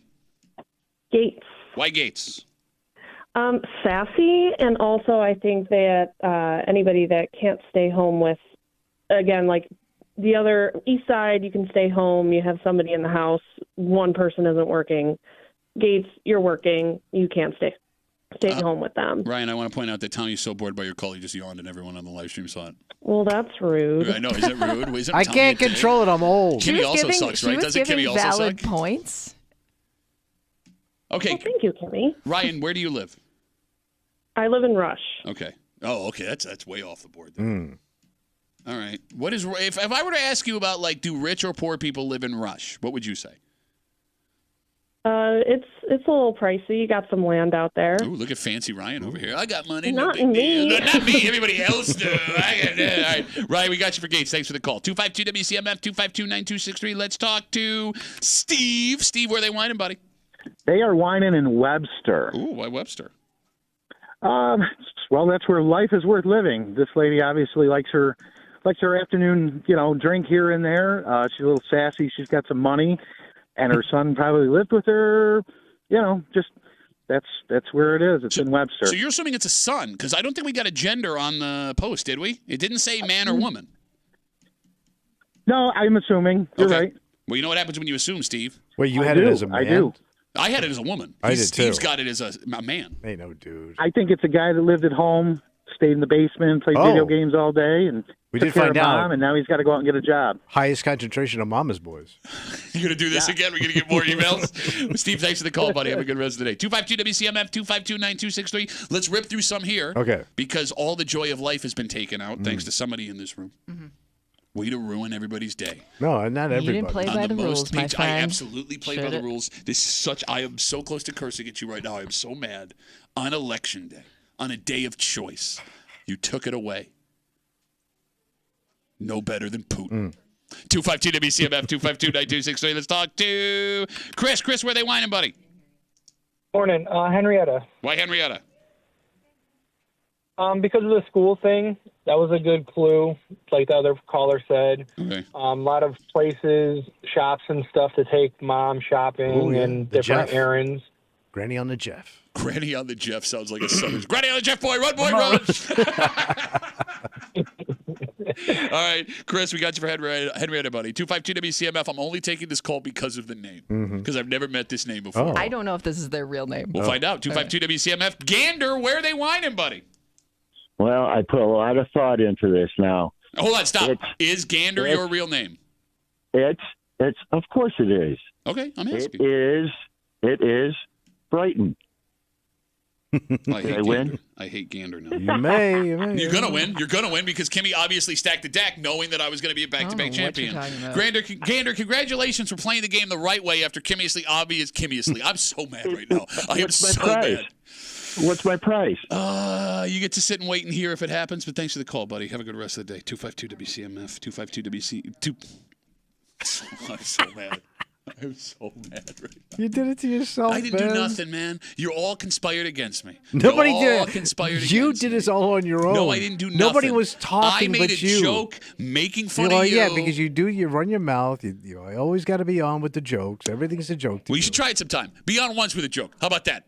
Is that too much to ask? Is that too much to ask for anybody? You old bastard. 252 WCMF. Barber, where are they whining? I'm going to go with Penfield. Why Penfield? Process of elimination of what's left, and also because where they said taking people to the store, a lot of these other places have walkable, grocery stores. And at Penfield, you got to drive everywhere. Sure, no, I see a lot of 87-year-olds out there walking around. You take your life in your own hands when you're walking around at 87 outside. Not in small places, but Penfield is kind of spread out. And, Okay. Barber, thanks for the call. How much do you have to hate your mother to suggest at 87 years old she walks to the grocery store in the middle of the day? We'll finish it up the way we always do. Boy. Yeah, 252 WCMF. Ben has got the last word. Ben, where are they whining, buddy? I am, you know what I'm already going to say. I'm saying Canandaigua because they got Slick down there, and then also this is probably one of the rich ladies that lives down in one of the rich neighborhoods down there, reaching out to the college kids that live there. What college kids live in Canandaigua? The kids that go to FLCC. What? FLCC, Finger Lakes. Yeah, I Community know. College. That's Yeah, Finger Lakes Community College. Come on, guys. Sorry. All right. I mean, those would be kids. Pat, are you just pissed because you got disqualified? No, I'm pissed because I'm hearing this noise coming. No, through but the the college point is poor valid. That's bad because he got disqualified. Poor baby. Like, if anyone I respected was saying this, it would make me really mad right now. All right, Pat, it's going to be okay. All right. Take a couple of deep breaths. Great to talk to You're you. gonna live. Great to talk to you, Have Ben. a good one, Pat. Bye, Ben. I regret every moment I've ever been nice to that kid. Ever. Yeah. Okay. We already know who the winner is here. Who is it? Do you? I do. I don't know if you do. Oh, yeah. See, you're a bad I liar. don't know You're a if you bad do. liar. All right. Tommy's in Fairport. Legitimately. I picked Brighton, was disqualified incorrectly. Caught Caleb. cheating. Caleb is in I will punch you so hard. Caleb is in Irondequoit. Christine is in Pittsford. Cody is in Brockport. Marty is in Greece. Ryan, Lady Ryan, she's out in Gates living with the millionaires on Rush. Steve is in Webster. Chris is in Henrietta. Gander did the smart thing and jumped on Brighton. I'm sorry, I can't even read my own handwriting. It wasn't Baker. What the hell? Who picked Penfield? Oh, Barber. I'm an idiot. Barber picked Penfield. I'm so mad I can't write straight. Yes. And Ben is in Canandaigua and wasted everyone's time as usual. Kimmy, are we ready? Oh, I'm ready. Let's do it. Rockport! Greece! Fairport! Where they whining! Pat might explode today. No. Pat might explode because. I knew it. Yeah, no, it's obviously. No, not for the reasons you think. Because this week they whining in Pittsford. Who had Pittsford? That sounds like Pittsford. Who had Pittsford, Kimmy? That would be Christine, the wonderful woman who disqualified you. Congratulations, Christine. Oh. You didn't lose. You lost again. I'm So still did a more you. recent winner. No, You lost double. How do you lose double? Because you got disgraced. You can't lose. I got disgraced. Yeah. You open your mouth and do this show every day, and I'm the disgraced one. Well, you did it to yourself, too. Okay. Congratulations, Christine. You finally get something. No, she's already on the board. No, I understand. I mean, Actually, you and Christine, I believe, are now tied with stars. No, when I say finally Two get apiece. something, I mean respect Mm. and the joy of other humans in your presence. So she double starred. Yep. Yeah. That's impressive. Is it impressive? All right, let's take a break. Let's take a break. Oh. It is Election Tuesday. Yeah, I've been hearing about it. Yeah, okay. It's in And all look- the papers. Well, I mean, tonight everyone's going to start gluing themselves to social yeah. media and the news to check it Mhm. out. This sounds like the worst idea ever. And the fact that this many Americans plan on doing it? Wait, during the... Tonight. When everything starts coming in. You got it. And it's maybe a relic of a bygone era. We'll get into it next here in the break room on 96.5 WCMF.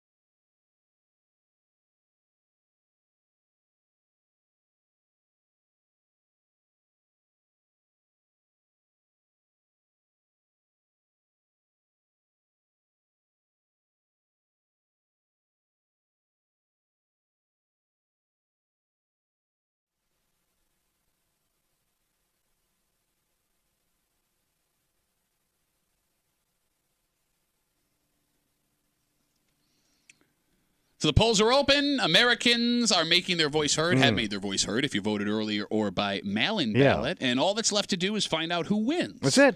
But this sounds like the most miserable way to do it. What are they doing? You're hanging out in the break room, Rochester's Classic Rock 96.5 WCMF. So we know how contentious political discussions are, right? Personally. Yeah. Right? So the last thing you'd think you want to do on a day like this, with a lot of anxiety for a whole bunch of different people, is be around other people. Yet despite that, almost 1 in 10 Americans say they're planning on attending an election watch party. Yeah.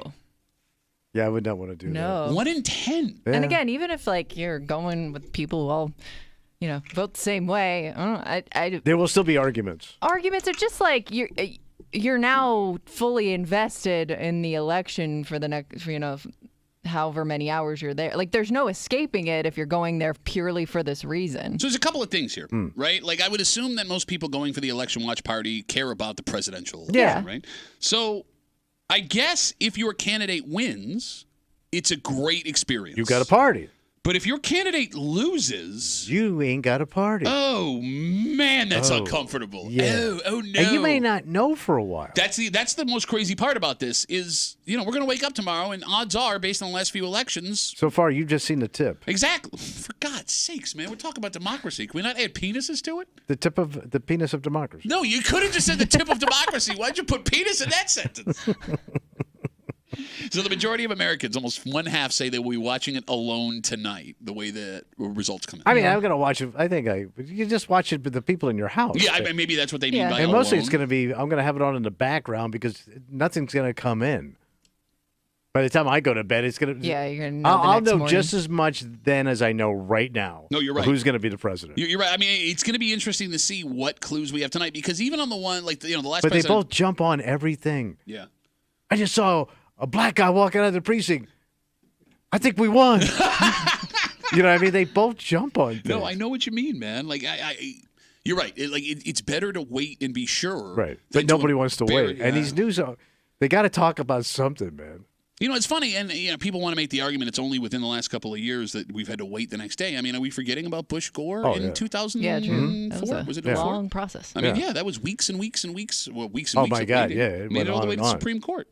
By the way, there's other things happening tonight too that could throw off what you're doing. What's that? Well, if you're a hockey fan, Sabres play tonight. Oh.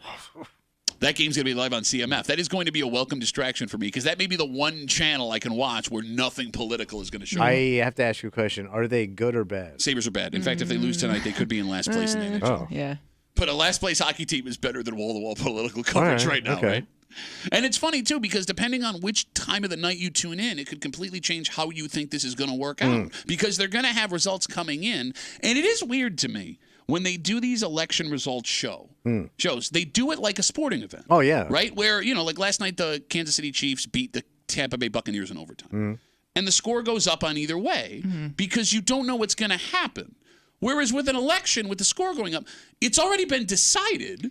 We don't know what the answer is. Right. So it's not like, just a waiting game. Exactly. It's not like one candidate can run a 2-minute offense and find a way to win it's done. It's already been done. Yeah. So why do you do it with the scoreboard on each side? Well, it makes it more exciting, right? But that might you watch be- the numbers climb. But maybe that's a problem. You got 17 people on a table talking at the It same only time. adds to the tension of it all. I will be interested to see which coverage has the most people at a table. Oh. Because every year there's more people at the table. Yeah, they keep, and then they always have It's never ending. They also Side have people. Yeah. people that aren't in the studio. They're in little cubes on top. Like, for example, just now, we got the news on, like we have every day on TVs that we don't break, that we hang on the wall here. Yeah. And we know by name every political commentator from the last couple of months. Yeah. And just now, the day of the election, someone we've never seen Yeah. before showed up on the television, and none of us had any idea who that was. But they look legit. Kinda. 252-WCMF, 252-9263. About 1 in 10 Americans say they are planning on attending an election watch party tonight, despite the fact that, A, that could be really depressing if your candidate does not win, and B, there's a decent chance we don't know who the president is tonight anyway. Right. Which touchscreen are you watching? Wait a minute. Well, okay, so like Steve Kornacki, he's the guy that works for NBC. Who's Steve Kornacki work for? He's the guy that made the touchscreen famous, where he touches the Because he does states. touchscring stuff for other, like the Super Bowl and stuff. So too, it is doesn't NBC, he? yes. Yeah, I yeah, think. So they yeah. brought him onto the football coverage after the election because he was so popular. Well, other networks, figured out that touchscreen equals ratings. Well, they all got them. Yeah, so now big old touchscreens out there. Yes, every channel now has touchscreen guy who's going to touch the state and it's going to come up and he can move the thing and then move the thing over there and he's drawing on it like he's John Madden, like it's a telestrator. Then all of a sudden he puts numbers in. It is amazing, I will say, like that touchscreen technology that it never seems to like freeze up or like everybody always seems to be able to point to what they want to point to without any issues, like technical issues. Well, I got to think like this is legitimately every news network Super Bowl, right? So you got to make sure all your ducks in a row and all your screens are touchable. So you're asking which one I'm going to watch? Well, because it used to only be Steve Kornacki on NBC. That was the touchscreen place to go. I mean, do you trust his touchscreen ability, or are you looking for a new touchscreener? I'm a jumper when I watch the news. Okay. And now that I found a couple of new news outlets I didn't know I had, I've been going to them too. You found new news. Well, he found some new news on our TV that we didn't know existed. Yeah, I guess you're right. So with that Roku, I found some like rogue ass channels I didn't know existed. Are those news stations you should be watching? I don't know. You just so interested. So sure, but they exist. Are they like foreign news outlets? So there are a couple foreign ones, but I always find it like what foreigners think of us. Oh, yeah, it's interesting. And then I found two that are also they're American channels. One's Reuters, which is like a news outlet. I watched them a little bit. Okay. And there's one other one. Do they have a touchscreen though? They all got it now. So like you can't be in the Reuters has a business. touchscreen? You cannot be in this business without a touchscreen. Reuters is just a guy holding an iPad. Yeah, pretty much. Get in close. Check it out. Don't get my password. It went like blank. I can actually see his fingerprints on it. All right, so I mean, all that's left to do now, just sit back and watch. Unless you haven't voted, in which case you go vote today, and then that's it. Kick back. Ideally, by the end of the week, pop a cold one and enjoy. Pop a cold one and enjoy. Don't add alcohol to this tonight, man. Especially if you're anxious. Oh, this is a good drink at night, man. Look, I mean, if you're able to sit back and just deal with whatever happens, sure, popping a beer is a good idea. But adding alcohol to anxiety is never a good idea. I wonder how many people try pot for the first time tonight, or the first time in a long time. Try and get some Election sleep. edibles. Yes. That's a good question. Or turn to drinking or some other form of relaxation. I mean, because you might be up late watching this thing if you really care. Sure. But you might have a few. Okay, so you're either hungover and excited. Well, again, that's if you know by tomorrow morning. Yeah, right. But you ain't. Or you're hungover and depressed. Again, none of that sounds good. By the way, no matter who wins, we have something to give you. Well, what am I getting? You can go to the WCMF, go to WCMF.com, the contest page, enter for your chance to see tickets to see The Last Waltz, the band consisting of Ryan Bingham, Jamie Johnson, for the first time together on tour since Tom Petty's passing, Mike Campbell and Benmont Trench of Tom Petty and the Heartbreakers, along with Don Was, John Medeski, and others. Tommy's dad is playing bass. On Friday, November 15th at the Kodak Center. Tickets are on sale right now at Ticketmaster.com. Log on, enter to win. Best of luck from your friends here in the break room on CMF. We come back, we wrap it up. We tell you what we're doing tomorrow. Next, here on CMF.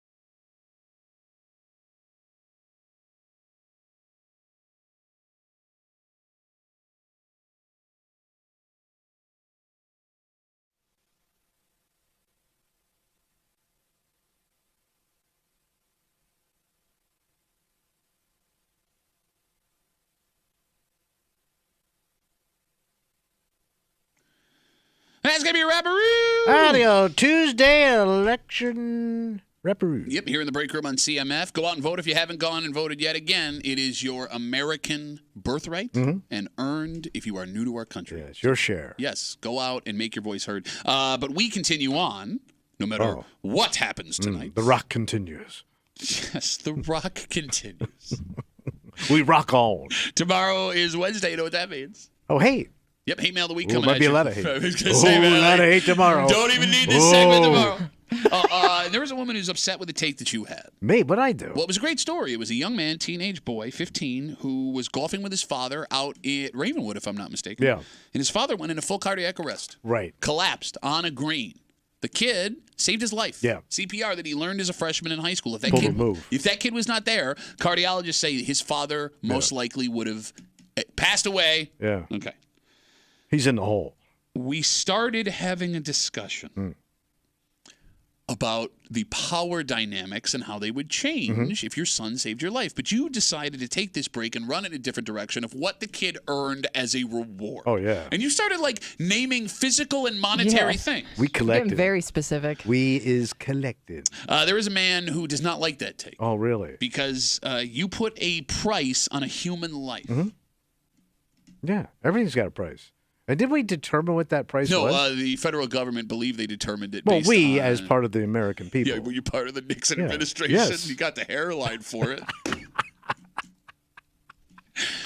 Tomorrow in the break room. Yeah, so why is he pissed? You are a bad person for even accepting, if offered, a reward for saving somebody's life. Never let a crisis go to waste. We'll get into that and a whole bunch more tomorrow here in the break room on CMF. For Kimmy, who ruined Where They Whining for everybody. I didn't ruin Ruined You it didn't by win breaking anyways. the I don't know why you're so rules. upset. It's not.